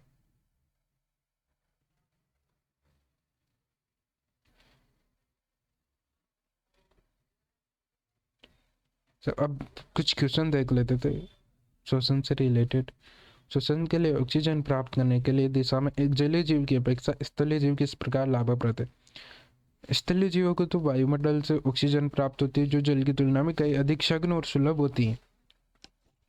जल में ऑक्सीजन की मात्रा बहुत कम घुली हुई थी, इसलिए जलीय जीव को अधिक प्रयास करना पड़ता है। इसके विपरीत स्थलीय जीव फेफड़ों जैसी उच्च दक्षता वाली प्रणालियों से ऑक्सीजन ग्रहण करते हैं, जिससे उनका ऊर्जा उत्पादन तेज और प्रभावित। जो स्थलीय जीव होता है ना, उनके जो लंग्स होते हैं वो बहुत ज़्यादा पावरफुल होते हैं, वो बहुत ज़्यादा दक्षता होती है, उच्च क्षमता वाले होते हैं, इसलिए उनको ऑक्सीजन को ग्रहण करने या कि रेस्पिरेशन शोषण करने में आसानी होती है, जिससे उनका ऊर्जा उत्पादन जो होता है वो और अधिक तेज और प्रभावी होता है। और स्थलीय जीवों को वायुमंडल से ऑक्सीजन आसानी से प्राप्त हो जाती है, जो कि काफ़ी अधिक मात्रा में होती है और अच्छी भी होती है। जबकि जलीय जीवों में क्या होता है, ऑक्सीजन जल में घुली होती है, जिसे ग्रहण करना अधिक कठिन काम है, अधिक प्रयास करना पड़ता है। इसलिए श्वसन के लिए ऑक्सीजन प्राप्त करने की दिशा में एक जलीय जीव की अपेक्षा स्थलीय जीव लाभप्रद है। ग्लूकोज के ऑक्सीकरण से विभिन्न जीवों में ऊर्जा प्राप्त करने के लिए विभिन्न पद क्या है? जीवों में ग्लूकोज के ऑक्सीकरण के 3 प्रमुख पद हैं। एक है एरोबिक श्वसन यानी कि ऑक्सीजन की उपस्थिति में होता है, जैसे मनुष्य पद। इन एरोबिक श्वसन जो कि खमीर में होता है ऑक्सीजन की अनुपस्थिति में, जिसमें एथेनॉल और CO2 बनते हैं। लैक्टिक अम्ल यानी कि लैक्टिक अम्ल जब बनता है तो उसको क्या बोलते हैं? किण्वन की क्रिया बोलते हैं। तकी हुई मांसपेशियों में होता है, जिसमें क्या बनता है? लैक्टिक अम्ल बनता है। ये भी ऑक्सीजन की एब्सेंस में होता है। अब तीसरा क्वेश्चन देने के कि मनुष्य में ऑक्सीजन तथा कार्बन डाइऑक्साइड का परिवहन कैसे होता है? मानव में हीमोग्लोबिन ऑक्सीजन को फेफड़ों से शरीर के सभी ऊतकों तक ले जाता है। हीमोग्लोबिन जो होता है यानी कि ब्लड में जो हीमोग्लोबिन होता है वो ऑक्सीजन को शरीर के सभी ऊतकों तक ले जाता है। दूसरा, कार्बन डाइऑक्साइड को परिवहन 3 तरीकों से होता है। 70% कार्बन डाइऑक्साइड का परिवहन बाइकार्बोनेट आयन के रूप में होता है। 20% जो हीमोग्लोबिन के से जुड़कर होता है और 10% घुले हुए रूप में होता है।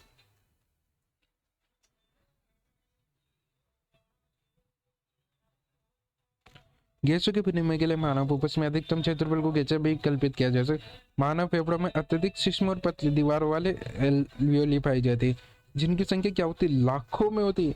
यदि सभी एल्वियोली की सतह से फैलाया जाए तो लगभग 80 वर्ग मीटर का क्षेत्रफल बनाता है, और जो एक टेनिस कोर्ट के बराबर है। इतना विस्तृत गैस से विनिमय को दक्षता से संपन्न करने में सहायक है।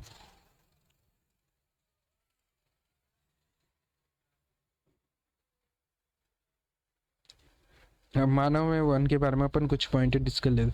मानव शरीर में विभिन्न पदार्थों जैसे ऑक्सीजन, पोषक तत्व, हार्मोन, उत्सर्जित पदार्थों आदि को एक स्थान से दूसरे स्थान तक पहुंचाने की प्रक्रिया को वहन या ट्रांसपोर्टेशन कहा जाता है। यह प्रक्रिया रक्त, हृदय और रक्त वाहिकाओं की सहायता से होती है। और मानव हृदय प्रतिदिन लगभग 7,000 लीटर रक्त को पंप करता है।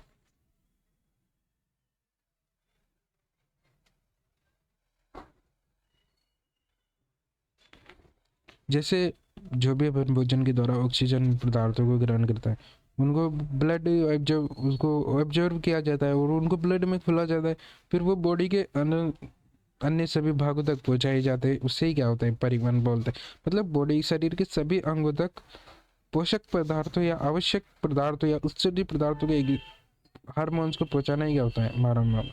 और उत्सर्जित पदार्थों को बाहर निकालना भी एक परिवहन का ही सिस्टम है।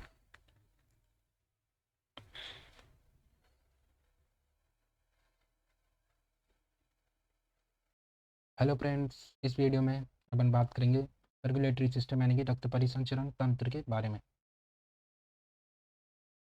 रक्त परिसंचरण तंत्र किससे कनेक्टेड है? हार्ट से कनेक्टेड है ना। तो हार्ट क्या है? एक मस्कुलर ऑर्गन है, यानी कि एक मांसपेशी है जो क्या करता है, रक्त को क्या करता है, पंप करता है।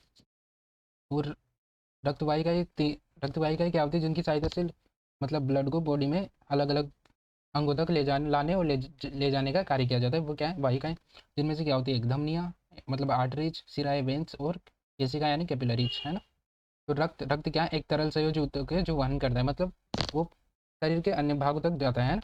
तो रक्त के घटक के हम कार्य देख लेते हैं। लाल रक्त कणिका, इसका क्या कार्य क्या है? ऑक्सीजन का वहन करना, मतलब ऑक्सीजन को आरबीसी की सहायता से बॉडी के सभी भागों में पहुंचाया जाता है ना। और डब्ल्यूसी बीसी का क्या कार्य है? जो अपना बॉडी होता है उसमें रोग प्रतिरोधक क्षमता यानी कि प्रतिरक्षा विकसित करना, और डब्ल्यूबीसी का कार्य है। प्लेटलेट का क्या कार्य है? रक्तघातक का जमाना, मतलब जब अपने चोट वोट लग जाती है तो फिर वहाँ से ब्लड निकल रहा होता है, तो उस ब्लड को रोकने का कार्य मतलब कौन करता है? प्लेटलेट्स की वजह से क्या हो जाता है, वहाँ पर रक्तघातक का जम जाता है और ब्लड का बहाव रुक जाता है। प्लाज्मा प्लाज्मा में हमारी बॉडी में पोषक तत्व, हार्मोन व अपशिष्ट का वहन होता है ना, वो किसकी सहायता से होता है? प्लाज्मा की सहायता से।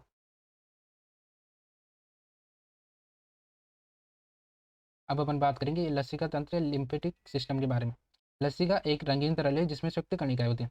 डब्ल्यूबीसी मतलब वाइट ब्लड सेल्स होती हैं, वो किसमें होती है? लसिका नामक एक तरल लिक्विड होता है, उसमें वाइट ब्लड सेल्स होती हैं। ये ऊतकों के पास जो अतिरिक्त एक्स्ट्रा लिक्विड होता है ना, उसको वापस रक्त में मिक्स करता है और रोग प्रतिरोधक क्षमता में क्या करता है? सहायता, मतलब हमारी बॉडी की इम्यूनिटी पावर, इम्यूनल पावर को इंक्रीज करने में क्या मदद करता है? लिम्फेटिक सिस्टम मदद करता है। हमारा हृदय कितने कक्षों वाला होता है? 4 कक्षों वाला होता है। इसमें क्या होते हैं? 2 तो आलिंद होते हैं और 2 ही नीले होते हैं ना। इसमें डबल सर्कुलेशन होता है, यानी 2 बार फुफ्फुसीय संचरण होता है, मतलब ब्लड का 2 बार सर्कुलेशन होता है ना। तो उसे क्या बोलते हैं? फुफ्फुसीय संरचना या पल्मोनरी सर्कुलेटरी सिस्टम है। प्रणाली परिसंचरण यानी सिस्टमेटिक सर्कुलेटरी, एक तो गया पल्मोनरी सिस्टम, पल्मोनरी सर्कुलेटरी, और एक सिस्टमेटिक यानी कि फुफ्फुसीय परिसंचरण और प्रणाली परिसंचरण। अब यहाँ पर कुछ इंपॉर्टेंट तथ्य के बारे में अपन बात कर लेते हैं। एक सामान्य व्यक्ति प्रति मिनट 70 से 75 बार, एक सामान्य व्यक्ति जो होता है उसका हृदय प्रति मिनट 70 से 75 बार धड़कता है, और प्रतिदिन लगभग 1 लाख बार संकुचित होता है, मतलब धड़कता है ना, रेट करता है। एक सामान्य व्यक्ति का 70 से 70 पर, आइडियल कितना होता है? 72। अब अपन बात करते हैं हृदय की संरचना के बारे में, स्ट्रक्चर ऑफ हार्ट। हृदय कितने कक्षों वाला होता है? 4 कक्षों वाला, जिसमें दायां अलिंद और बायां अलिंद, और दायां नीले और बायां नीले होंगे। कक्षों के बीच क्या होते हैं? वोल्व होते हैं, जैसे जैसे ट्रैक स्पीड ओल्ड या राइट एट्रियम में राइट वेंट्रिकल के बीच में होता है, मतलब दायां अलिंद और बायां दायां नीले के बीच में क्या होता है? ट्रैक स्पीड वॉल्व होता है। और बैक स्पीड या मिट्रल वॉल्व किसके बीच में होता है? बायां अलिंद और बायां नीले के बीच में होता है। और देखो, पेरिकार्डियम नामक 2 झिल्ली ढकती है जो सुरक्षा और स्नेहन का कार्य करते हैं, मतलब हार्ट जो होता है उसकी सुरक्षा और उसको प्रोटेक्ट करने का कार्य क्या करते हैं? पेरिकार्डियम नामक एक क्या होती है? मेम्ब्रेन होती है, डबल मेम्ब्रेन, वो क्या होती है? उसको प्रोटेक्ट करते हैं। अब हृदय की संरचना और उसके कार्य का सारांश देख लेते हैं, जैसे दयालिंद। अब दयालिंद देखेंगे तो ये हो गया राइट एट्रियम,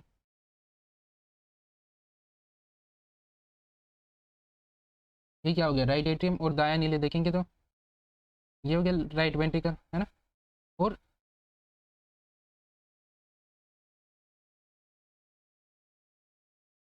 है ना। अब बायां देखेंगे तो ये हो गया लेफ्ट एट्रियम, और बायां नीले कहाँ पर हो गया? ये लेफ्ट वेंट्रिकल, है ना। तो दायां क्या होगा? ऊपरी भाग के दायां भाग में ये यहाँ पर, है ना। और दायां नीले क्या हो गया? नीचे नीचे दायां भाग में ये। और बायां क्या कहाँ हो गया? ऊपरी बायां भाग में ये। और बायां नीले क्या होगा? नीचे बायां भाग में ये, है। तो दायां का कार्य शरीर से अशुद्ध रक्त होता है, बॉडी में जितना भी अशुद्ध रक्त होता है ना उसको क्या कहाँ तक लाता है? हार्ट तक लाता है। और दायां नीले का कार्य फेफड़ों में जो भी अशुद्ध रक्त होता है उसको कहाँ पर भेजता है? फेफड़ों में, है ना। और बायां नीले का काम है फेफड़ों से शुद्ध रक्त प्राप्त करता है ना। और बायां नीले से पूरे शरीर में शुद्ध रक्त को क्या करता है? पंप करता है। पूरे शरीर में शुद्ध रक्त पहुंचाने का कार्य क्या करेगा? बायां नीले। और शरीर के सभी भागों से अशुद्ध रक्त प्राप्त करने का क्या हम कौन करेगा? दायां नीले। और दायां नीले फेफड़ों को अशुद्ध रक्त कौन भेजता है? दायां नीले। और शुद्ध रक्त प्राप्त कौन करता है फेफड़ों से? बायां नीले।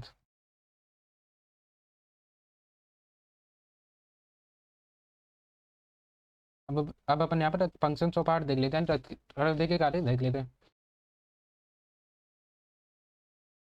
हृदय के कार्य में पूरे रक्त में रक्त परिसंचरण कौन करता है? हृदय। ऑक्सीजन युक्त और ऑक्सीजन रहित रक्त को अलग अलग करना क्या इसका कार्य? हृदय का कार्य। मतलब जो भी ब्लड होता है उसको पूरे शरीर में क्या करता है, परिसंचरण करता है, उसका सर्कुलेशन करता है पूरे शरीर में। और ऑक्सीजन युक्त जो और ऑक्सीजन रहित जो भी ब्लड होता है उसको क्या करता है, अलग अलग करता है ना। फेफड़ों तक अशुद्ध रक्त भेजता है और वहाँ से जो शुद्ध रक्त है उसको क्या करता है, प्राप्त करता है। और कोशिकाओं तक क्या भेजता है, न्यूट्रिशन भेजता है, यानी कि पोषण भेजता है। हार्मोनों अपशिष्ट को बॉडी के प्रत्येक भाग तक क्या करता है, पहुंचाता है कि ब्लड के बाद। अब विशेष जानकारी, मानव हृदय में कौन सा सर्कुलेशन पाया जाता है, डबल सर्कुलेशन। एक बार रक्त फेफड़ों की ओर जाता है तो उसे क्या बोलते हैं, पल्मोनरी सर्कुलेशन। और दूसरी बार पूरे शरीर में जाता है उसे क्या बोलते हैं, सिस्टेमेटिक सर्कुलेशन। यह शुद्ध और अशुद्ध रक्त को अलग करने में क्या होता है, सहायक होता है। मानव हृदय में डबल सर्कुलेशन होता है, एक बार रक्त लंग्स की ओर जाता है, मतलब फेफड़ों की ओर जाता है, जिसे क्या बोलेंगे, पल्मोनरी सर्कुलेशन। दूसरी बार पूरे शरीर में सिस्टेमेटिक सर्कुलेशन, मतलब ये शुद्ध और अशुद्ध रक्त को अलग करने में क्या है, सहायक। अब बात करते हैं दोहरा रक्त परिसंचरण, डबल सर्कुलेशन इन ह्यूमन के बारे में।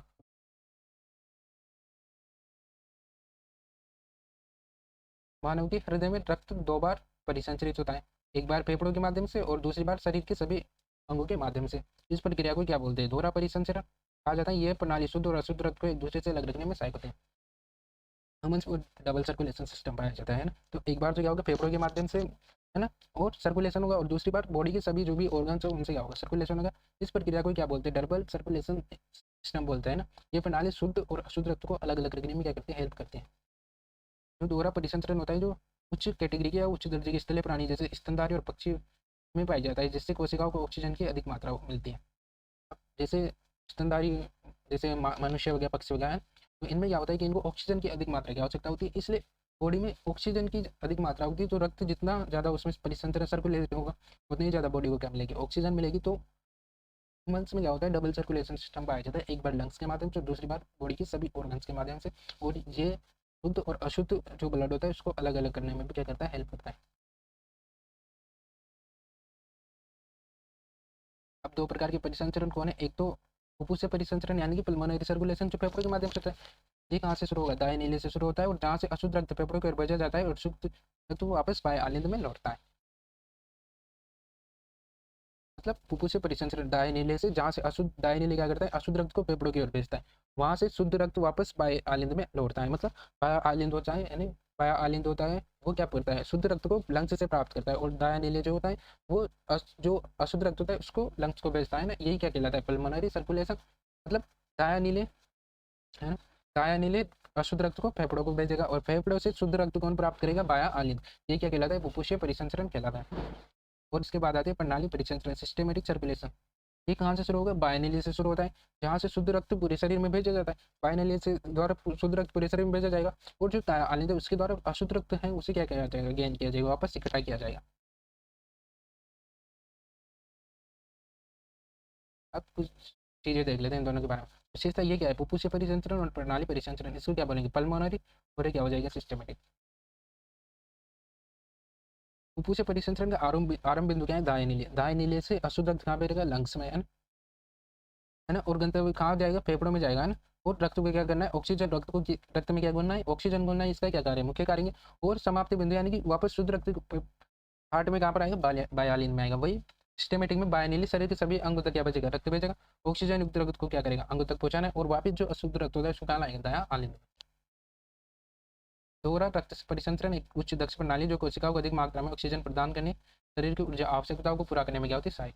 जो डबल सर्कुलेशन सिस्टम है, ये हाई लेवल दक्ष प्रणाली है जो कोशिकाओं को अधिक मात्रा में ऑक्सीजन क्या करता है, प्रोवाइड करता है। और कोशिका की जो एनर्जी लेवल है उसको क्या, उसको एनर्जी प्रोवाइड, कोशिकाओं को एनर्जी प्रोवाइड करने में क्या करता है, मदद करता है, क्योंकि ये क्या करता है, अधिक ऑक्सीजन का क्या करता है, सर्कुलेशन करता है। अब अपन बात करेंगे रक्तदाब यानी कि ब्लड प्रेशर के बारे में। रक्तदाब वो दाब है जो हृदय द्वारा पंप किए गए रक्त के कारण धमनियों की दीवारों पर पड़ता है। मतलब जब हृदय रक्त को पंप करेगा तो जैसे ही रक्त जाएगा तो धमनियों की दीवार पर क्या लगेगा, प्रेशर लगेगा। तो जो प्रेशर लगता है वही क्या कहलाता है, रक्तदाब। ठीक है, ये परिसंचरण तंत्र की महत्वपूर्ण विशेषताएं जो शरीर में रक्त के प्रवाह को क्या करते हैं, बनाए रखते हैं। एक तो क्या होता है, रक्तदाब कितने प्रकार का होता है, दो प्रकार का। एक तो होता है सिस्टोलिक दाब, यह वो अधिकतम दाब होता है जब हृदय संकुचित होकर रक्त धमनियों को पंप कर रहा है। जब हृदय संकुचित हो गया और उसने रक्त किसको पंप कर दिया, धमनियों को पंप कर दिया, तो जब धमनियों की दीवार पर जो दाब लगेगा उसे क्या बोलेंगे, सिस्टोलिक दाब। वो दूसरा होता है डायसिस्टोलिक दाब, ये वो न्यूनतम दाब होता है जब हृदय विश्राम की स्थिति में, जैसे हृदय संकुचित हो गया, है ना। अब वो किस में आ गया, विश्राम, उसका संकुचन समाप्त हो गया तो विश्राम की स्थिति में आ गया, जो वो न्यूनतम हल्का दाब लगता है ना, वो धमनियों की दीवारों पे या है ना, तो उसे क्या बोलते हैं, डायस्टोलिक दाब। रक्तदाब की माप और सामान्य ज्ञान, रक्तदाब को किसकी सहायता से मापा जाता है, स्पिग्मोमेनोमीटर की सहायता से मापा जाता है, और इसका मान मिलीमीटर ऑफ किस में आता है, मरकरी में, जिसको किससे लिखते हैं, mmHg से, है ना। सिस्टोलिक दाब कितना होना चाहिए, 120 mmHg, जो कि क्या है सामान्य, और डायस्टोलिक क्या होना चाहिए, 80 mmHg, नहीं यानी कि मिलीमीटर ऑफ मरकरी, है ना। अगर सिस्टोलिक दाब 120 mmHg से है तो ये क्या है सामान्य, और इससे ज़्यादा और इससे बहुत ही ज़्यादा कम है तो फिर क्या हो जाएगा, नॉर्मल नहीं रहेगा, है ना। और डायस्टोलिक में क्या होगा, 80 mmHg यानी 80 मिलीमीटर ऑफ मरकरी होना चाहिए, जो कि क्या है नॉर्मल है। अगर इससे कम और ज़्यादा होता है तो क्या हो जाएगी, नॉर्मल नहीं रहेगा।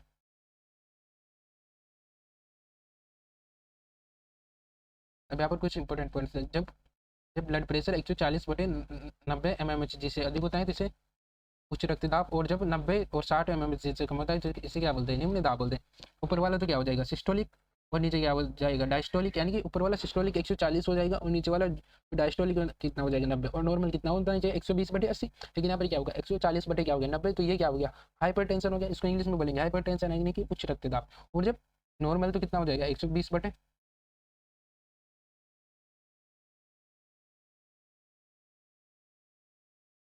नॉर्मल तो क्या होना चाहिए, 120/80, है ना। लेकिन जब एक क्या हो जाएगा, 90/60 हो जाएगा, तो 120/80 से कम हो गया तो क्या हो जाएगा, mmHg से कम होता है तो क्या हो जाएगा, निम्न रायत यानी कि हाइपोटेंशन।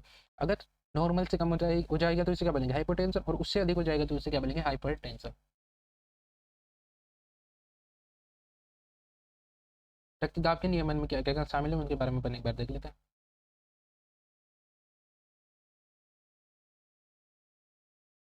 हृदय की गति और बल, रक्त वाहिकाओं का व्यास, रक्त की मात्रा और चिपचिपापन, हार्मोन और तंत्रिका नियंत्रण, एक किससे संबंधित है, नियमन में शामिल, रक्तदाब के नियमन में शामिल है। अब अपन बात करते हैं रुधिर वाहिकाओं के बारे में, ब्लड सेल्स के बारे में। मानव शरीर में रक्त के परिवहन हेतु विशेष नलिकाओं को रुधिर वाहिका कही जाती है ना। जैसे हृदय से बॉडी के अन्य भागों तक क्या ब्लड का ले जाना, और हृदय के अन्य भागों से हार्ट तक क्या, मतलब शरीर के अन्य भागों से हार्ट तक जो ब्लड लाया जाता है वही क्या, वो किसकी सहायता से होता है, वाहिकाओं की सहायता से होता है ना, वेसल्स की सहायता से होता है। ये वाहिकाएं हृदय से अंगों तक और अंगों से हृदय तक रक्त को ले जाने का कार्य करती है। इनका कार्य रक्त परिसंचरण को नियंत्रित और बनाए रखना होता है। रुधिर वाहिकाओं के प्रकार, रुधिर वाहिकाएं कौन कौन सी होगी, धमनियां, शिराएं और केशिकाएं हैं। धमनियां यानी कि आर्टरीज, शिरा यानी कि वेंस, केशिकाएं यानी कैपिलरीज। धमनियां, ये वाहिकाएं रक्त को हृदय से बाहर शरीर के विभिन्न अंगों तक, भागों तक लेकर जाते हैं। जैसे हार्ट से शरीर के विभिन्न भाग, जैसे ऑर्गन हो गया, वहां तक ब्लड को कौन लेकर जाएगा, आर्टरीज, यानी कि धमनियां हृदय से शरीर के अन्य भागों तक लेकर जाती है। और शिराएं, ये वाहिकाएं शिराएं जो होती हैं ये शरीर के अन्य भागों से हृदय तक क्या लेकर आती है, रक्त, मतलब शरीर के अन्य भागों से हृदय तक रक्त पहुंचाने का कार्य करते हैं। कैपिलरीज, ये बहुत पतली वाहिकाएं होती है, धमनियों और शिराओं को जोड़ते हैं। मतलब जो आर्टरी जो और वेंस जो होते हैं, धमनी और शिराएं होती है, उनको जोड़ने का कार्य कौन करती है, कैपिलरीज, यानी कि केशिकाएं, तथा कोशिकाओं के साथ पदार्थों का क्या करती है, आदान प्रदान करती है। अब धमनियों और शिरा में कुछ अंतर देख लेते हैं। सबसे पहले बात करेंगे रक्त की दिशा। धमनियां हृदय से रक्त कहाँ के लेके जाती है, शरीर की ओर, और शिराएं शरीर से हृदय की ओर क्या लाती है, रक्त। रक्त के प्रकार, धमनियां जब हृदय से शरीर के अन्य भागों तक रक्त लेके जा रही है, मतलब वो शुद्ध रक्त लेकर जाएंगे, है। सिवाय फुफ्फुसीय धमनी के, फुफ्फुसीय धमनी क्या होती है, जो पल्मोनरी आर्टरी होती है वो क्या लेकर जाती है, अशुद्ध रक्त लेके जाती है। वो कहाँ पर लेके जाती है, वो लंग्स में लेके जाती है। और अधिकतर अशुद्ध रक्त, मतलब जो भी वेंस होती है वो अधिकतर क्या लेके आती है, अशुद्ध रक्त लेकर आती है, सिवाय फुफ्फुसीय शिरा की, ये क्या होती है, ये लंग्स से हार्ट तक क्या लेकर आती है, शुद्ध रक्त लेकर आती है ना। दीवार की मोटाई के बारे में बात करते हैं। धमनियों की दीवार कैसी होती है, मोटी और लचीलीपन होती है, मतलब फ्लेक्सिबल होती है। और शिराएं जो होती है वो थोड़ी पतली होती है और कम लचीली होती है। ओल की उपस्थिति, धमनी में कोई ओल उपस्थित नहीं होते हैं। और शिरा में उल्टे प्रवाह को रोकने तो क्या होते हैं, ओल होते हैं, क्योंकि इसमें। और धमनियों का दाब क्या होता है, उच्च रक्तदाब, और शिराओं का जो रक्तदाब होता है वो क्या होता है, कम होता है। शरीर की सबसे बड़ी की धमनी क्या हो जाएगी, महाधमनी, और सबसे बड़ी महाशिरा वेना कहवा है।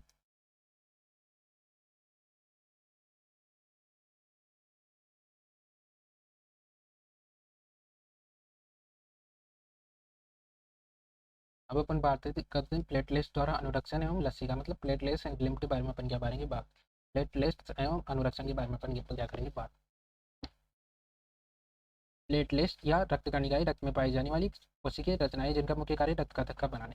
तो प्लेटलेट्स का क्या कार्य है, प्लेटलेट्स तो रक्त कणिकाएं होती है छोटी छोटी, जो कि किसमें, कोशिकाओं की रचनाओं में होती है ना, जो किसमें पाई जाती है, ब्लड्स में पाई जाती है। अब इसका क्या कार्य, जब हमारे कई बार भी कट लग जाता है बॉडी में तो वहाँ से क्या बनने लग जाता है, ब्लड बने लग, लेकिन कुछ देर बाद क्या हो जाता है, वो रुक जाता है। तो उसका कारण क्या है, वो प्लेटलेट्स के कारण जाता है। प्लेटलेट्स वहाँ पर क्या बना लेते हैं, रक्त का थक्का बना लेता है, इसलिए वो रक्त का बहाव क्या हो जाता है, बंद हो जाता है। तो प्लेटलेट्स उस कार्य में, रक्त के बहाव को रोकने में, रक्त का थक्का बनाने में क्या काम आती है, प्लेटलेट्स। इसका निर्माण क्या होता है, अस्थि मज्जा यानी कि बोन मैरो में होता है। प्लेटलेट्स का निर्माण कहाँ होगा, बोन मैरो में। अब यहाँ पर देख, यदि महत्वपूर्ण शरीर में चोट लग जाए, प्लेटलेट्स सक्रिय ना हो तो अत्यधिक रक्तस्राव से जीवन का खतरा होता है। जैसे किसी के बॉडी में प्लेटलेट्स एक्टिव नहीं है और उसको चोट लगे तो उसका खून का बहाव रुकेगा ही नहीं, तो उसका अत्यधिक खून का क्या हो जाएगा, नुकसान हो जाएगा, तो उसके जीवन पर क्या हो सकता है, खतरा हो सकता है और उसकी डेथ भी हो सकती है। तो प्लेटलेट्स कभी भी अपने चोट लग जाता है तो उसके रक्त को रोकने का कार्य कौन करता है, और रक्त का थक्का बनाने का कार्य कौन करता है, प्लेटलेट्स। तो प्लेटलेट्स के कार्य, चोट लगने पर प्लेटलेट्स सक्रिय हो जाते हैं। यह एक रसायन छोड़ती है जो फाइब्रिन नामक तंतु का बना होता है ना। ये क्या होता है, फाइब्रिन नामक तंतु का रसायन छोड़ते हैं, है ना। फाइब्रिन जाल बनाकर रक्त कोशिका को फंसा लेता है जिससे रक्त थक्का बन जाता है। मतलब फाइब्रिन नामक तंतु जो क्या बना लेता है, जाल बना लेता है, उसमें जो छोटे छोटे तंतु कोशिका बना लेता है, जाल बना लेता है, उसमें जो रक्त कोशिका है जो फंस जाती है और उससे क्या होता है, रक्त का बहाव रुक जाता है, रक्त का थक्का बन जाता है, तो रक्त स्राव रुक जाता है और घाव बनने की प्रक्रिया क्या हो जाती है, शुरू।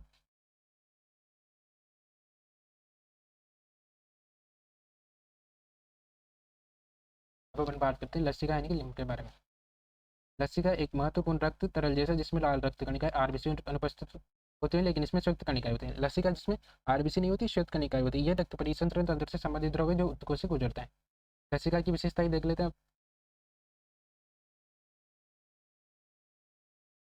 लसिका का रंग हल्का पीला और पारदर्शी होता है, यह ऊतकों से अतिरिक्त द्रव को एकत्रित करती है। मतलब कोई भी टिश्यू होता है तो या ऊतक होता है तो उसमें अतिरिक्त द्रव हो जाता है, तो उसे कौन एकत्रित करता है, लसिका। और उसमें क्या होते हैं, आरबीसी होते हैं जो शरीर को इम्यून करने का कार्य करते हैं, यानी शरीर की प्रतिरक्षा को बढ़ाने का कार्य करते हैं। इसमें क्या होता है, ऑक्सीजन होता है और पोषक पदार्थ होता है। लसिका श्वेत कणिकाओं से भरपूर होती है जो शरीर की रोग प्रतिरोधक प्रणाली का हिस्सा है। रोग प्रतिरोधक प्रणाली मतलब जब हम रोगों से लड़ने की या कीटाणुओं से लड़ने की जो भी क्षमता है ना, उसको क्या बोलते हैं, प्रतिरक्षा, और उसे क्या बोलते हैं, प्रतिरोधक क्षमता, मतलब रोग से रोकने का कार्य करती है। लसिका के कार्य ऊतकों से अतिरिक्त जो तरल इकट्ठा हो जाता है उसको हटाना, पोषक तत्वों का अवशोषण और उसका क्या करना, परिवहन करना, मतलब शरीर के अन्य भागों तक क्या पहुंचाना, पोषक तत्वों को पहुंचाने का कार्य कौन सी, लसिका। और प्रतिरक्षा प्रतिरक्षा प्रणाली क्या करती है, मजबूत। इसकी प्रकृति कैसी होती है, कोशिका कण जैसी, और कैसा होता है, लिक्विड। और मुख्य कार्य क्या है, रक्त का प्लेटलेट्स का मुख्य कार्य तो क्या होता है, रक्त का थक्का। प्लेटलेट्स तो कैसे होगी, कोशिका कण जैसी, और लसिका क्या होगा, तरल द्रव। मुख्य कार्य क्या है, रक्त का थक्का दबाना, और उत्तक द्रव निकास और प्रतिरक्षा किसका कार्य हो जाएगा, लसिका का। प्लेटलेट्स कोई पूर्ण कोशिका नहीं, केवल क्या है, छोटे छोटे टुकड़े हैं। और इसमें क्या होती है, श्वेत रक्त। हेलो जी, कैसे हो सभी। स्वागत है आपका इस वीडियो में। आज अपन बात करेंगे पादपों में परिवहन के बारे में। पादपों में परिवहन क्या होता है उसके बारे में करेंगे। तो यहाँ पर ट्रांसपोर्ट इन प्लांट्स क्या होता है, आज अपन बहुत ही इजी तरीके से इसको समझने की कोशिश करेंगे। ये कि ट्रांसपोर्ट होता है, इससे पहले अपने ह्यूमंस में देखा था ब्लड सर्कुलेशन, तो उसी प्रकार से ये भी पादपों में होता है, लेकिन यहाँ पर पादपों में ब्लड तो नहीं होता। यहाँ पर क्या होगा, तो जल वगैरह का क्या होगा, ट्रांसपोर्टेशन होगा, तो उसके बारे में अपन बात करते हैं। तो पौधों में भी मनुष्य की भांति पोषक तत्वों और जल का एक स्थान से दूसरे स्थान तक परिवहन आवश्यक होता है। ये विशेष ऊतकों द्वारा संपन्न होता है जिन्हें क्या कहते हैं, जाइलम और फ्लोएम। पौधों में भी मनुष्य की भांति पोषक तत्व और जल का एक स्थान से दूसरे स्थान तक क्या होता है, परिवहन होता है। ये परिवहन विशेष प्रकार के टिश्यू द्वारा संपन्न होता है जिन्हें क्या बोलते हैं, जाइलम एंड फ्लोएम, है ना। और जल का परिवहन यानी कि जल का परिवहन होता है, मतलब जल कहाँ पर जाता है, जड़ों में अपन जमीन में पानी देते हैं, तो वो जमीन में जो अपन पानी देते हैं वो जड़ों के माध्यम से पादप के अन्य भागों तक जाता है, यानी पत्तियां, तने से होकर पत्तियों तक जाता है, शाखाओं में, ब्रांचेस में जाता है। तो पौधे की जड़ मिट्टी से जल और खनिज लवणों को क्या कर लेती है, एब्जॉर्ब कर लेती है, अवशोषित करती है। यह जल जड़ से तने और पत्तियों तक जाइलम ऊतकों के माध्यम से पहुंच जाता है। यहाँ पर दो ऊतकों के बारे में अपन बात करनी है, एक जाइलम और एक फ्लोएम। जाइलम का कार्य है जड़ों से पानी को पौधों के अन्य भागों तक पहुंचाना, ये किसका काम है, जाइलम का। तो जल परिवहन की प्रक्रिया के बारे में अपन बात करते हैं। जड़ों में उपस्थित रूट एयर मिट्टी से जल अवशोषित करते हैं।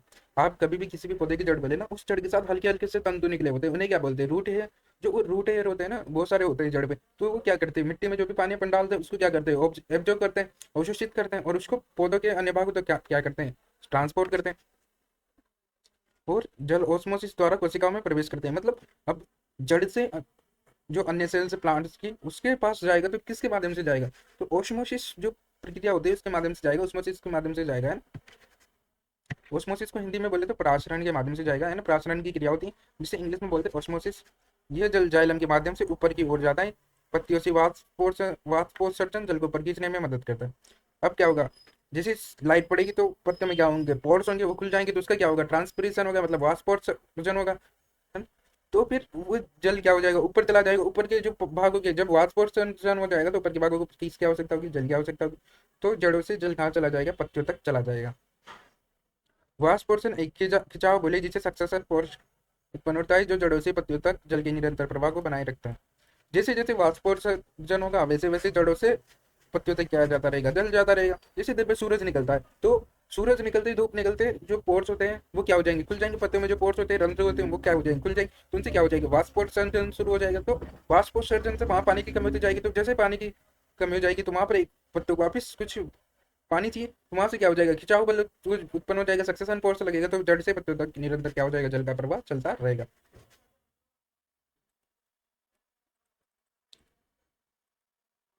अब बात करते हैं भोजन के परिवहन के बारे में। अपने जल के परिवहन के बारे में बात करते हैं भोजन के परिवहन के बारे में।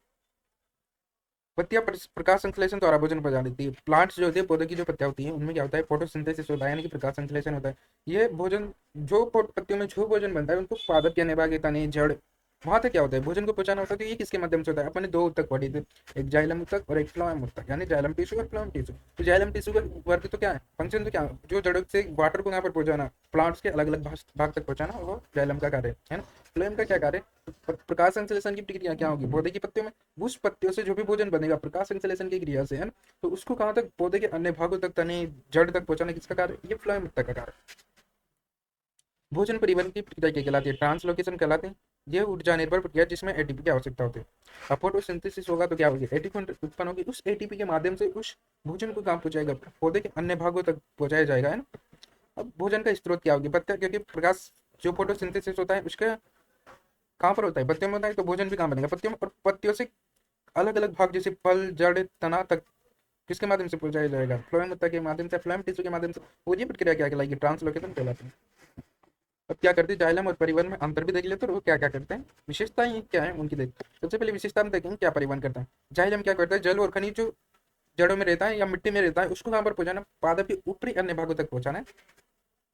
फ्लोएम भोजन, है ना। अब भोजन जो फोटोसिंथेसिस में जो भी ग्लूकोज वगैरह जो भी बनेगा, जो भी भोजन शर्करा के रूप में बनेगा, उसको पादप के अन्य भाग जैसे कहाँ पर बनेगा, पत्तियों में बनेगा, तो पादप के अन्य भाग जैसे फल, जड़, तना आदि तक कौन पहुंचाएगा, फ्लोएम। दिशा, अब दिशा की बात करें तो अगर जाइलम किसका परिवहन करता है, जल और खनिज का। ये कहाँ से मिलेंगे, खनिज तो मिलेंगे मिट्टी में, और जल कहाँ मिलेगा, वो जड़ों में मिलेंगे। तो जड़ों में डालेंगे यानी जमीन पर डालेंगे, मिट्टी में डालेंगे, तो वो मतलब नीचे से ऊपर की ओर जाएगा। तो जाइलम की दिशा तो क्या हो जाएगी, नीचे से ऊपर। और फ्लोएम भोजन कहाँ बनता है, पत्ती में, और पत्तियां कहाँ होती है, तो ऊपर, ऊपर से कहाँ जाएगा, जड़ों तक। तो क्या हो जाएगी, नीचे। और कभी कभी फोटोसिंथेसिस नीचे भी हो जाता है, तो नीचे से ऊपर भी होता है ना। तो फ्लोएम में तो दोनों तरफ होगा, और जाइलम में सिर्फ नीचे से ऊपर की ओर होगा। अब कौन से प्रकार के टिश्यू पाए जाते हैं, जाइलम में तो कौन से पाए जाते हैं, मृत ऊतक। और फ्लोएम में क्या पाए जाते हैं, जीवित ऊतक। जाइलम की प्रक्रिया किस पर आधारित है, वाष्पोत्सर्जन पर आधारित। जितना ज्यादा वाष्पोत्सर्जन होगा उतनी ज्यादा क्या होगी, जल की आवश्यकता होगी, जाइलम उतना ही ज्यादा जल ऊपर तक पहुंचाएगा। और फ्लोएम, अगर फ्लोएम क्या होगी, भोजन का परिवहन करने के लिए किसकी आवश्यकता होगी, एटीपी, या फिर भोजन के रूप में एनर्जी किसमें, फोटोसिंथेसिस में एनर्जी किसमें मिलती है, एटीपी में मिलती है। तो ये किस पर बेसिस होता है, एटीपी पर। पादप में जल व खनिज का परिवहन किसके द्वारा होगा, जाइलम द्वारा। और भोजन का परिवहन फ्लोएम द्वारा होता है। ये दोनों प्रणाली पौधों के जीवन के लिए अत्यंत आवश्यक है। अगर जाइलम जड़ों से जल को अन्य भागों तक नहीं पहुंचाएगा तो पादप की ग्रोथ नहीं होगी, वही फोटोसिंथेसिस की प्रक्रिया नहीं होगी। और फोटोसिंथेसिस हो भी गया और इससे जो भोजन बना उसको पादप के अन्य भाग, जड़, तना, फल तक नहीं पहुंचाए तो पौधे में ग्रोथ नहीं होगी, फल नहीं बनेंगे। तो इसी प्रकार से ये पौधों के लिए, जीवन के लिए क्या है, अत्यंत मतलब वेरी इंपॉर्टेंट है। अब देख लेते हैं पहले अपने पादपों में वन, अब जिसमें पढ़ तो पादपों में वन के बारे में पढ़ा, जंतुओं में वन, तंत्र, दोनों में क्या अंतर है वो देख लेते हैं।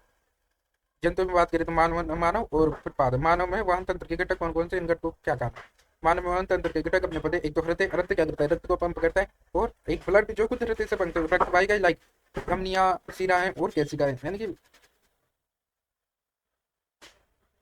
हृदय क्या करता है, रक्त को पंप करता है। रक्त ऑक्सीजन, कार्बन डाइऑक्साइड, पोषक तत्व, हार्मोन्स वगैरह का क्या करता है, ट्रांसपोर्टेशन करता है, परिवहन करता है। धमनियां, सिराई, केशिकाएं रक्त को शरीर को अन्य विभिन्न भागों में ले जाती है और वापस भी लाती है। स्तनधारी तथा पक्षों में ऑक्सीजन जनित, विऑक्सीजनित या विऑक्सीजनित रुधिर को अलग अलग करना क्यों आवश्यक है।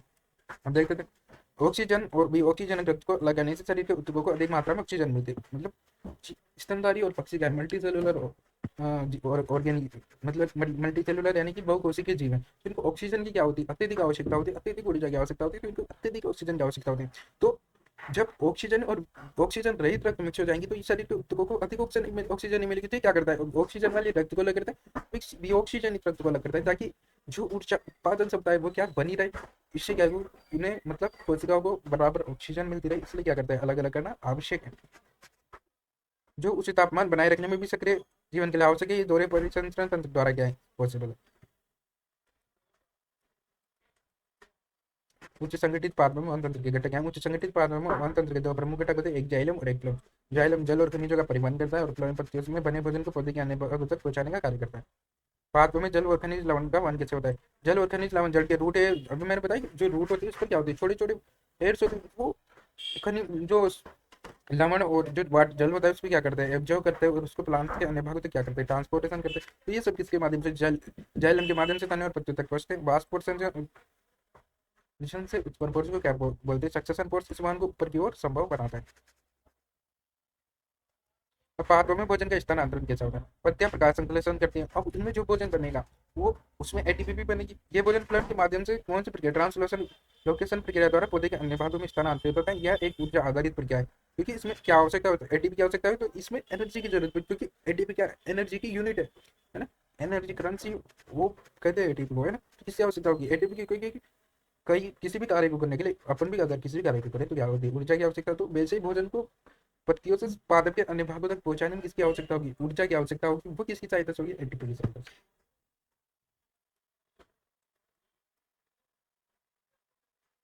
बारे में बात करेंगे, यानी कि एक्सट्रैक्शन के बारे में बात करेंगे कि उत्सर्जन क्या होता है। जीवों में चयापचय यानी कि मेटाबॉलिज्म की प्रक्रिया के दौरान कुछ अवांछित एवं विषाक्त पदार्थ उत्पन्न होते हैं। इन पदार्थों को शरीर से बाहर निकालना आवश्यक होता है। इस प्रक्रिया को क्या बोलते हैं, उत्सर्जन।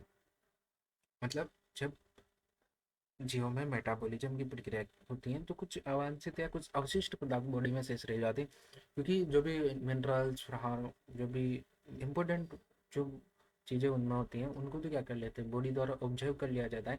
लेकिन जो अपशिष्ट पदार्थ बच जाते हैं, जो विषाक्त पदार्थ बच जाते हैं, उनको बॉडी से बाहर निकालना ही क्या हो जाता है, शरीर से बाहर निकालना ही क्या हो जाता है, उत्सर्जन कहलाता है। अब अपन बात करेंगे मानव में उत्सर्जन यानी कि एक्सप्रेशन इन ह्यूमंस।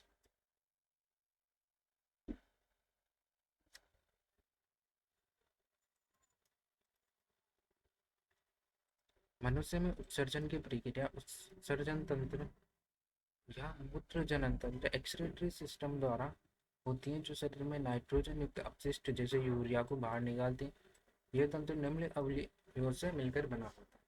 मनुष्य में उत्सर्जन की प्रक्रिया जो होती है वो मूत्र जनन तंत्र यानी कि एक्सक्रीटरी सिस्टम द्वारा होती है, जो शरीर से नाइट्रोजन युक्त अपशिष्ट जैसे यूरिया को बाहर निकालती है। यह तंत्र निम्न, तो जो शरीर में नाइट्रोजन युक्त जितने भी अपशिष्ट होंगे मानव के शरीर में या हमारे शरीर में, उनको जो अपन बाहर निकालते हैं मलद्वार या मूत्र जनन तंत्र के माध्यम से, वही क्या बोला जाए, मानव में उत्सर्जन कहलाता है। अब यह विभिन्न अंगों के द्वारा होता है, उन अंगों के बारे में अपन आगे बात करते हैं।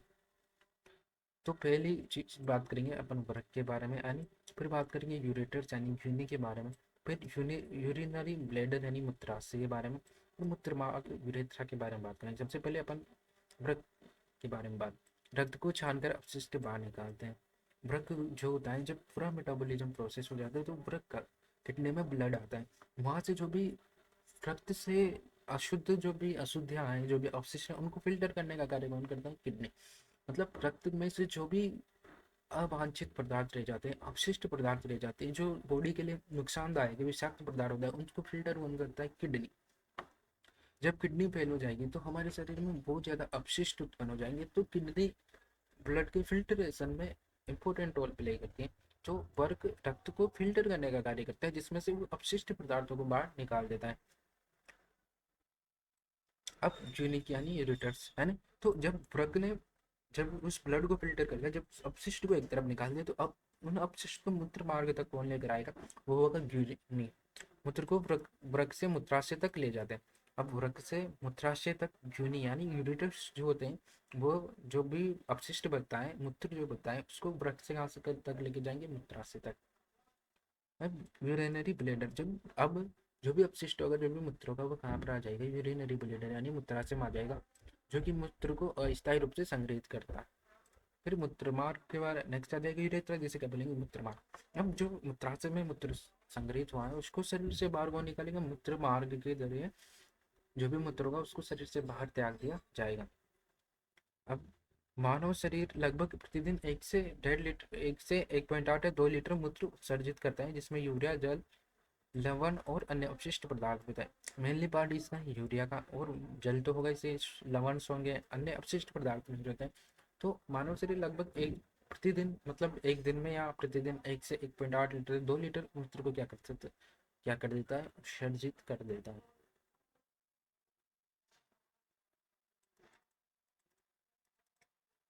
हम जो भी ये जो उत्सर्जन की प्रक्रिया है इसमें सबसे इम्पोर्टेंट किडनी का है, क्योंकि ब्लड से अपशिष्ट यानी मूत्र को फिल्टर करने का कार्य कौन कर रहा है, वृक्क कर रहा है, यानी कि किडनी कर रही है।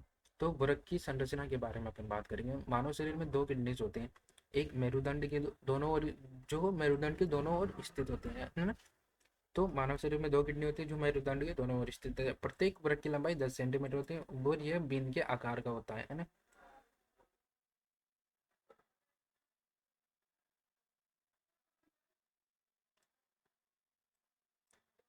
ये ऐसे कुछ आकार का होता है। तो बीन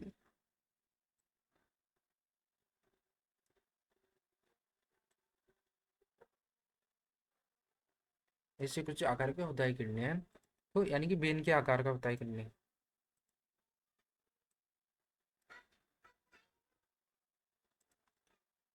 तो अब वृक्क की संरचना में कौन कौन से, एक होगा कोर्टेक्स, जो सबसे बाहर का भाग होगा ना वो क्या कहलाएगा, कोर्टेक्स। इसको क्या बोलेंगे, गोलक, क्योंकि गोलाकार होता है। तो सबसे बाहर का भाग क्या हो जाएगा, कोर्टेक्स। फिर उसके अंदर का जो भाग होगा उसे बोलेंगे मेडुला यानी कि मज्जा। और जो सबसे मेन इंपॉर्टेंट भाग होता है वो नेफ्रॉन है। तो वृक्क का बाहरी एक्सटर जो सबसे बाहर का एक्सटर्नल भाग है उसको क्या बोलेंगे, कोर्टेक्स यानी कि गोलक। और जो अंदर का भाग है उसे क्या बोलेंगे, मज्जा यानी कि मेडुला। और फिर आएगा नेफ्रॉन। नेफ्रॉन वृक्क की मूल संरचनात्मक एवं क्रियात्मक इकाई जो रक्त को छानने का कार्य करते हुए क्या होती है, नेफ्रॉन। मतलब जो किडनी होता है उसमें सबसे इंपॉर्टेंट रोल नेफ्रॉन का होता है, कि नेफ्रॉन्स जो होते हैं वो नेफ्रॉन का एक जाल बॉडी किडनी के अंदर होता है जो ब्लड को फिल्टर करने का कार्य करता है, उससे अपशिष्ट पदार्थों को बाहर निकालने का कार्य करता है। तो नेफ्रॉन शरीर वृक्क की मूल संरचनात्मक एवं फंक्शनल यूनिट मतलब क्रियात्मक इकाई होते हैं। अब बात करते हैं नेफ्रॉन की संरचना के बारे में। नेफ्रॉन में होता है बेमन कैप्सूल, एक होता है वोमेन कैप्सूल। इसमें ग्लोमेरुलस नाम की कोशिकाओं का जाल होता है जो रक्त को अपशिष्ट से छानता है। अब नेफ्रॉन के अंदर भी क्या होगा, वोमेन कैप्सूल, जिसमें ग्लोमेरुलस नामक कोशिकाएं होती हैं, उनका एक जाल होता है, उसमें भी क्या होता है, रक्त से अपशिष्ट को छानता है। और फिर होती है घुमावदार नलिका जिन्हें बोलते हैं ट्यूबुलस। ये जब जो भी वोमेन कैप्सूल में जो भी ऑब्जर्व हुआ वहां से जो भी छाना है उसके बाद थोड़ा बहुत जो भी बचता है ना, उसको जो घुमावदार नलिका होती है, ट्यूबुल्स जो होते हैं उनमें क्या कर लिया जाता है, अवशोषित कर लिया जाता है और उसको सेक्रेशन कर देते हैं। उसको जो भी उसमें इंपॉर्टेंट जो भी मिनरल्स वगैरह जो भी पदार्थ रहेगा उनको क्या कर लिया जाएगा, ऑब्जर्व कर लिया जाएगा घुमावदार नलिका में, और बाकी जो बचेगा उसको आगे स्त्रावित कर दिया जाएगा। और फिर होते हैं संग्राहक नलिका यानी कलेक्टिंग डक्ट। ये जो भी मूत्र अब घुमावदार नलिकाओं से फिल्टर होने के बाद जो आया उसको क्या करते हैं, एकत्रित करते हैं और ग्यूनी तक पहुंचाते हैं। ग्यूनी तक पहुंचाते हैं, ग्यूनी मूत्र को वृक्क से किडनी से मूत्राशय तक ले जाने का कार्य करेगी। तो ग्लोमेरुलस का क्या होता है, रक्त से नाइट्रोजन अपशिष्ट और अतिरिक्त जल को छानता है। वुमेन के जो छाने हुए द्रव को क्या करेगा, एकत्रित और घुमावदार नलिकाएं होती है जो पुनः अवशोषित और अतिरिक्त पदार्थों का निष्कासन करते हैं। संग्राहक नलिका मूत्र को अंतिम रूप देती है और गुनी को भेजती है। नेफ्रॉन की संख्या एक वृक्क में 10 लाख होती है, इसे उच्च कार्य क्षमता प्रदान करते हैं। जब नेफ्रॉन की संरचना में 10 लाख मतलब वृक्क की संरचना में 10 लाख नेफ्रॉन्स होते हैं जो फिल्टर मतलब ब्लड को इतने अच्छे तरीके से फिल्टर करते हैं कि हमारी बॉडी जो होती है हमारा शरीर वो सुचारू रूप से कार्य करता है, हमारी बॉडी में कोई भी विषाक्त पदार्थ नहीं रहता है। अब बात करते हैं कृत्रिम वृक्क एवं अपहरण के बारे में, मतलब जो भी किडनी ट्रांसप्लांट कराते हैं या आर्टिफिशियल किडनी लगाते हैं उसके बारे में अपन बात। जब किसी व्यक्ति के दोनों वृक्क ठीक से कार्य नहीं करते तब शरीर से विषाक्त अपशिष्ट पदार्थों को बाहर निकालने के लिए कृत्रिम उपाय की आवश्यकता होती है। इस प्रक्रिया को क्या कहते हैं, अपहरण या डायलिसिस कहा जाता है।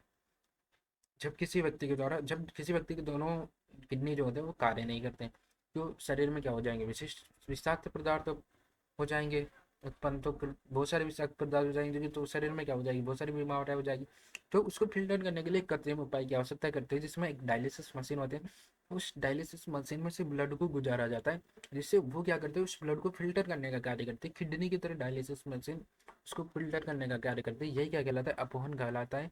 इसके लिए एक विशेष यंत्र कृत्रिम होगी, यानी कि आर्टिफिशियल किडनी का प्रयोग किया जाए, जो एक तरीके से मशीन होती है, उसमें से क्या होता है, डायलिसिस होता है। कृत्रिम उपकरण एक यांत्रिक उपकरण है, मतलब इलेक्ट्रिसिटी की सहायता से चलता है, जो अपवहन की प्रक्रिया द्वारा जो ब्लड उसके अंदर से गुजरता है, मतलब आर्टिफिशियल किडनी की यानी कृत्रिम मूरक के अंदर से गुजरता है, तो उससे यूरिया, अतिरिक्त जल और अपशिष्ट लवणों को क्या कर देता है, हटा देता है, या उनको ये अलग कर देता है। इसका उपयोग तब किया जाता है जब व्यक्ति के वृक्क क्षतिग्रस्त हो जाए, जब दोनों किडनी कार्य करना बंद कर देते हैं ना, तब आर्टिफिशियल किडनी का यूज किया जाता है। जब रक्त में यूरिया की मात्रा अत्यधिक बढ़ जाती है तो ये विषैली हो जाती है, इससे यूरिया विषेकता की स्थिति बन जाती है, जिसे यूरेमिया कहते हैं।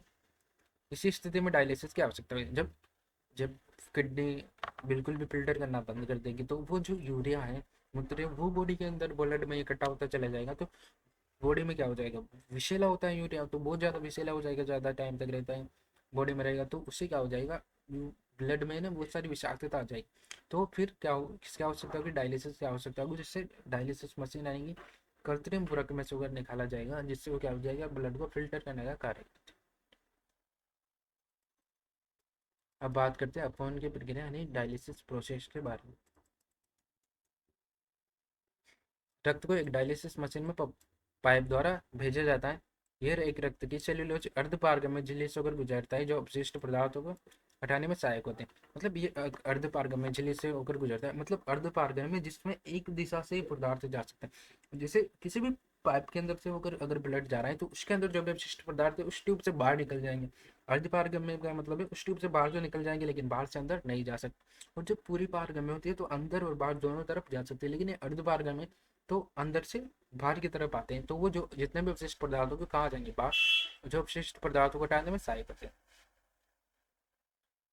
रक्त को एक विशेष घोल डायलिसेट में बहाया जाता है, जिसमें उचित सांद्रता होती है ताकि अपशिष्ट बाहर आ जाए। अब उस लिक्विड में से बहाया जाएगा। फिर उस लिक्विड डायलिसेट, जिसे विशेष घोल होता है, जिसे डायलिसेट बोलते हैं, तो वो क्या कर देगा, यूरिया की कणों को उस अर्धपरागम्य झिल्ली में से बाहर निकालने का कार्य करेगा।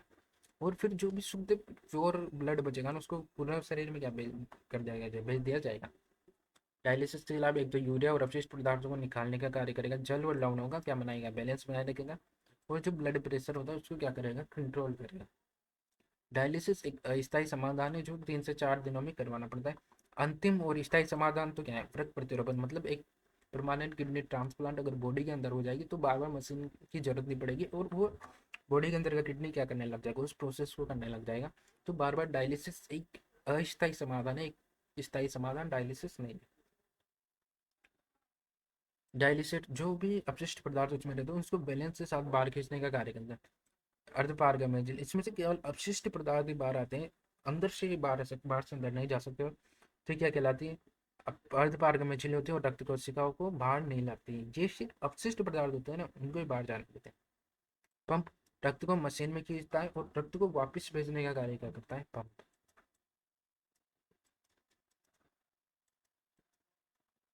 अब बात करते हैं अपन अंगदान के बारे में, यानी कि ऑर्गन डोनेशन के बारे में।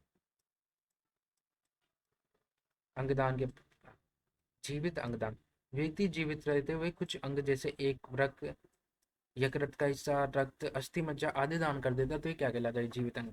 जैसे कोई भी जीवित व्यक्ति हो, अगर वो अभी जीवित है तब जो अपने ऑर्गन को क्या कर देता है, डोनेट कर देता है, तो क्या कहलाता है, लिविंग डोनेशन, यानी कि जीवित अंगदान कहलाता है।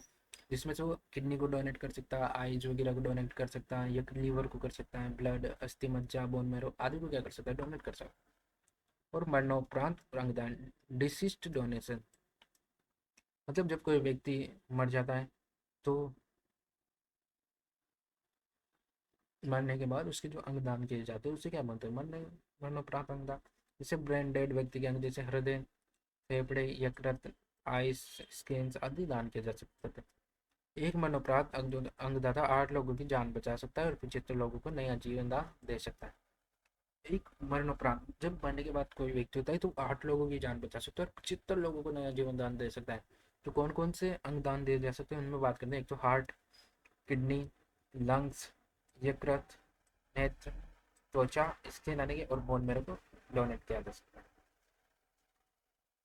हालांकि ये हर किसी को डोनेट नहीं किया जा सकता। जब इन जिस भी मृत व्यक्ति की पहले उनको इकट्ठा किया जाता है, उनको एक सुरक्षित जगह पर रखा जाना। अब जिस भी व्यक्ति को आवश्यकता होता है उससे क्या इसके इनके जो सैंपल्स होते हैं, जो भी ऑर्गन्स ले गए उनके सैंपल्स को जिस व्यक्ति में लगाना है उसके सैंपल से मैच किया जाता है। अगर दोनों के सैंपल से मैच कर जाते हैं तो फिर उनको लगाया जाएगा। अगर अलग सैंपल वाला के लोगों को लगा दिया तो वो क्या हो जाएंगे, सेट नहीं हो पाएंगे और उसमें उस व्यक्ति की जान पर भी खतरा हो सकता है। तो उन्हीं को लगाया जाता है जिनके सैंपल्स क्या कर जाते हैं मैच। जैसे अपन ब्लड, किसी के ब्लड की कमी आ जाती है तो ब्लड चढ़ाते हैं, तो उसमें क्या होता है कि जिसका ब्लड ग्रुप सेम होते हैं ना उसी को उसका ब्लड लग सकता है। उसी प्रकार जैसे ऑर्गन के सैंपल उस व्यक्ति के ऑर्गन के सैंपल से मैच कर रहे हैं तभी उसमें ट्रांसप्लांट किया जा सकता है, अन्यथा नहीं। अगर जब अपन ने जबरदस्ती ट्रांसप्लांट कर दिया तो उस व्यक्ति की क्या हो सकती है, मौत भी हो सकती है। अब भारत में अंगदान की स्थिति के बारे में बात। भारत में हर वर्ष लाखों लोगों का अंग प्रत्यारोपण की क्षमता है। अंगदान करने वालों की संख्या बहुत कम है। सरकार और कई एनजीओ द्वारा अंगदान जागरूकता अभियान चलाए गए। व्यक्ति स्व इच्छा से अंगदान के लिए पंजीकरण करता है, मरणोपरांत अंगदान के लिए परिवार की सहमति आवश्यक होते हैं।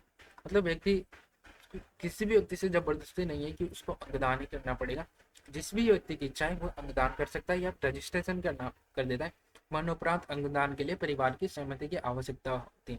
कुछ व्यक्ति क्या होते हैं, उनके मरने से पहले वो रजिस्ट्रेशन कर देते हैं कि जब मेरी डेथ होगी तो आप मेरे अंग को ले लेना। मतलब उसने वो पहले से डोनेट कर देता है, लेकिन वो कब लेंगे, उसके मरने के बाद। तो और कुछ होते हैं जो मरने के बाद अंगों को क्या करते हैं, दान। तो मरणोपरांत अंगदान के लिए परिवार की सहमति की आवश्यक होती है। और अंगों की गुणवत्ता की जांच कर योग्य अंगों को जरूरतमंद व्यक्ति को क्या करता है, तो डोनेट मतलब प्रत्यारोपित किया है, ट्रांसप्लांट कर देगा अंगदान के लिए। गंभीर रोग से पीड़ित व्यक्ति को नया जीवन मिल, जैसे हार्ट, किडनी जैसे खतरनाक बीमारी में क्या होता है कि नया व्यक्ति जो होता है उसको क्या मिल जाता है, जीवन मिल जाता है, उसके हेल्प हो जाते हैं। ये एक समाज में सेवा की तरीके से भी देख सकते हैं और मानवता की भावना भी बढ़ते हैं। और एक व्यक्ति कई जिंदगियां बचा सकता है। अपन ने देखा था, मतलब पिछले वीडियो में अपन ने उस मानव में उत्सर्जन के बारे में बात की थी अपन ने, और इस वीडियो में अपन बात करेंगे पादपों में उत्सर्जन के बारे में। जैसे सभी जीवों में या ह्यूमंस में जिस तरह चयापचय की क्रिया होती है, वैसे ही पादपों में भी क्या होती है, चयापचय की क्रिया होती है। चयापचय ने मेटाबॉलिज्म की रिएक्शंस होते हैं। मेटाबॉलिज्म के रिएक्शंस मतलब जो भी ह्यूमंस बॉडी के अंदर केमिकल्स रिएक्शंस होते हैं ना, वो क्या होते हैं, एक मेटाबॉलिक पाथवे होता है। उस वो जो भी क्रियाएं होती है उससे जो भी अपशिष्ट उत्पन्न होता है, जैसे भोजन भोजन का पाचन भी क्या है, उसमें बहुत सारे केमिकल चेंजेस होते हैं। तो वो भी क्या है, एक मेटाबॉलिज्म प्रोसेस है। तो उसके द्वारा जो भी अपशिष्ट फिर बचते हैं वही क्या कहलाता है, उत्सर्जन।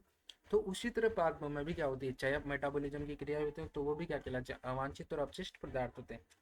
चूंकि पौधे स्थिर होते हैं इसलिए वे उत्सर्जन की प्रक्रिया में पशुओं से भिन्न होते हैं। मतलब अपनी तरह या लोगों की अपन मनुष्यों की तरह या जानवरों की तरह वो अलग होते हैं, क्योंकि वो तो एक जगह स्थिर होते हैं। पादपों में उत्सर्जन की प्रक्रिया धीमी और विविध रूप से होती है ना। पादपों में उत्सर्जन विशिष्ट अंगों के बिना होता है, यानी कोई अलग उत्सर्जन तंत्र पादपों में नहीं होता है, फिर भी वे अपशिष्ट पदार्थों का अलग अलग रूप से निकालते हैं। जैसे वाष्पोत्सर्जन, जैसे अपन ने किसी भी पौधे को पानी दिया धूप निकली तो उसमें क्या हो जाएगी, जो लीव्स जो होंगे उनके जो पोर्स होंगे, रंध्र जो होंगे वो खुल जाएंगे। और जो उस पानी के या मिट्टी के अंदर जो भी मिनरल्स होते हैं, इम्पोर्टेंट जो भी उनको आवश्यक न्यूट्रिएंट्स है, वो उन्होंने गेन कर लिया, मतलब उन्होंने प्राप्त कर लिया। और जो भी पानी बचाना उसको क्या कर देंगे, वाष्पोत्सर्जन, यानी कि उसका क्या कर देंगे, ट्रांसफर, अतिरिक्त जल वाष्प के रूप में पत्तियों से बाहर निकाला जाता है।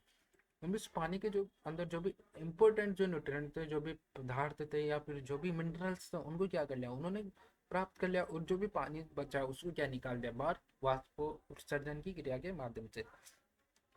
तो अतिरिक्त जल वाष्प को हम पत्तियों की सहायता से रंध्रों के माध्यम से कहाँ निकाल दिया जाता है, बाहर निकाल दिया जाता है। दूसरा होता है रासायनिक जंग। कुछ अपशिष्ट पदार्थ जैसे रेजिन को स्थायी ऊतकों में जम जाते हैं। अब जैसे आपने नीम का पेड़ देखा तो उसके वो छाल आ जाती है, वो खुरदरी खुरदरी, तो वो क्या होता है, वो एक तरीके से अपशिष्ट होता है। जैसे कुछ में रबर जैसे चिपचिपा पदार्थ निकलता है, वो क्या सब है, वो अपशिष्ट पदार्थ है। जैसे रेजिन गोन टेनिन, ये सब क्या अपशिष्ट पदार्थ है। रबर रबर जो निकलता है, दूध, रबरों का दूध, वो क्या कहलाता है? वो भी एक अपशिष्ट पदार्थ है। जैसे पत्ते पुराने हो जाते हैं, वो ज़्यादा टाइम के जाते हो तो क्या हो जाते हैं? गिर जाते हैं और छाल हो जाते हैं, तो उसमें क्या चल जाए? वो सूख जाते हैं, काले पड़ जाते हैं। तो अपशिष्ट पदार्थ पुराने पत्ते, छाल और क्लोज में एकत्रित होकर गिर जाते हैं।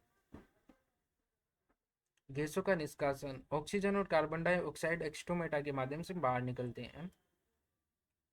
एल्केलाइड्स और टॉक्सिन्स, कुछ पौधे अपशिष्ट पदार्थों में विषैले रूप से संग्रहित करते ताकि वे जानवरों से बचे रहे।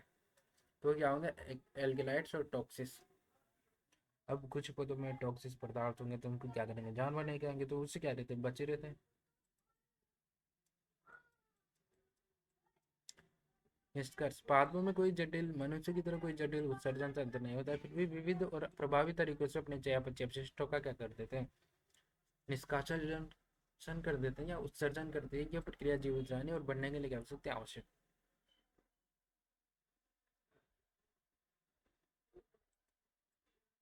अब इस अब इसी के साथ अपना चैप्टर हो गया यहाँ पर समाप्त। अपना जो चैप्टर था ये इसकी फाइनल वीडियो थी। अब इसके बाद कुछ क्वेश्चंस भी अपन इसी वीडियो में देख लेते हैं। वृक्काणु यानी कि किडनी या नेफ्रॉन की संरचना की क्रियाविधि का वर्णन कर लेते हैं। रचना, नेफ्रॉन वृक्क की संरचनात्मक क्रियात्मक इकाई अपने पहले बताया था। प्रत्येक वृत्त में लगभग कितनी नेफ्रॉन्स होते हैं? 10 लाख। ग्लोमेरुलस क्या होता है? ये कोशिकाओं का एक जाल होता है जो रक्त को छानने का कार्य करता है। वोमेन कैप्सूल, ये ग्लोमेरुलस उसको घेरता है, उसमें छने हुए तरल को क्या करता है? एकत्रित करता है। घुमावदार नलिकाएं पीसीटी और डीसीटी, ये नलिकाएं पुनः अवशोषण और स्त्रवण करते हैं।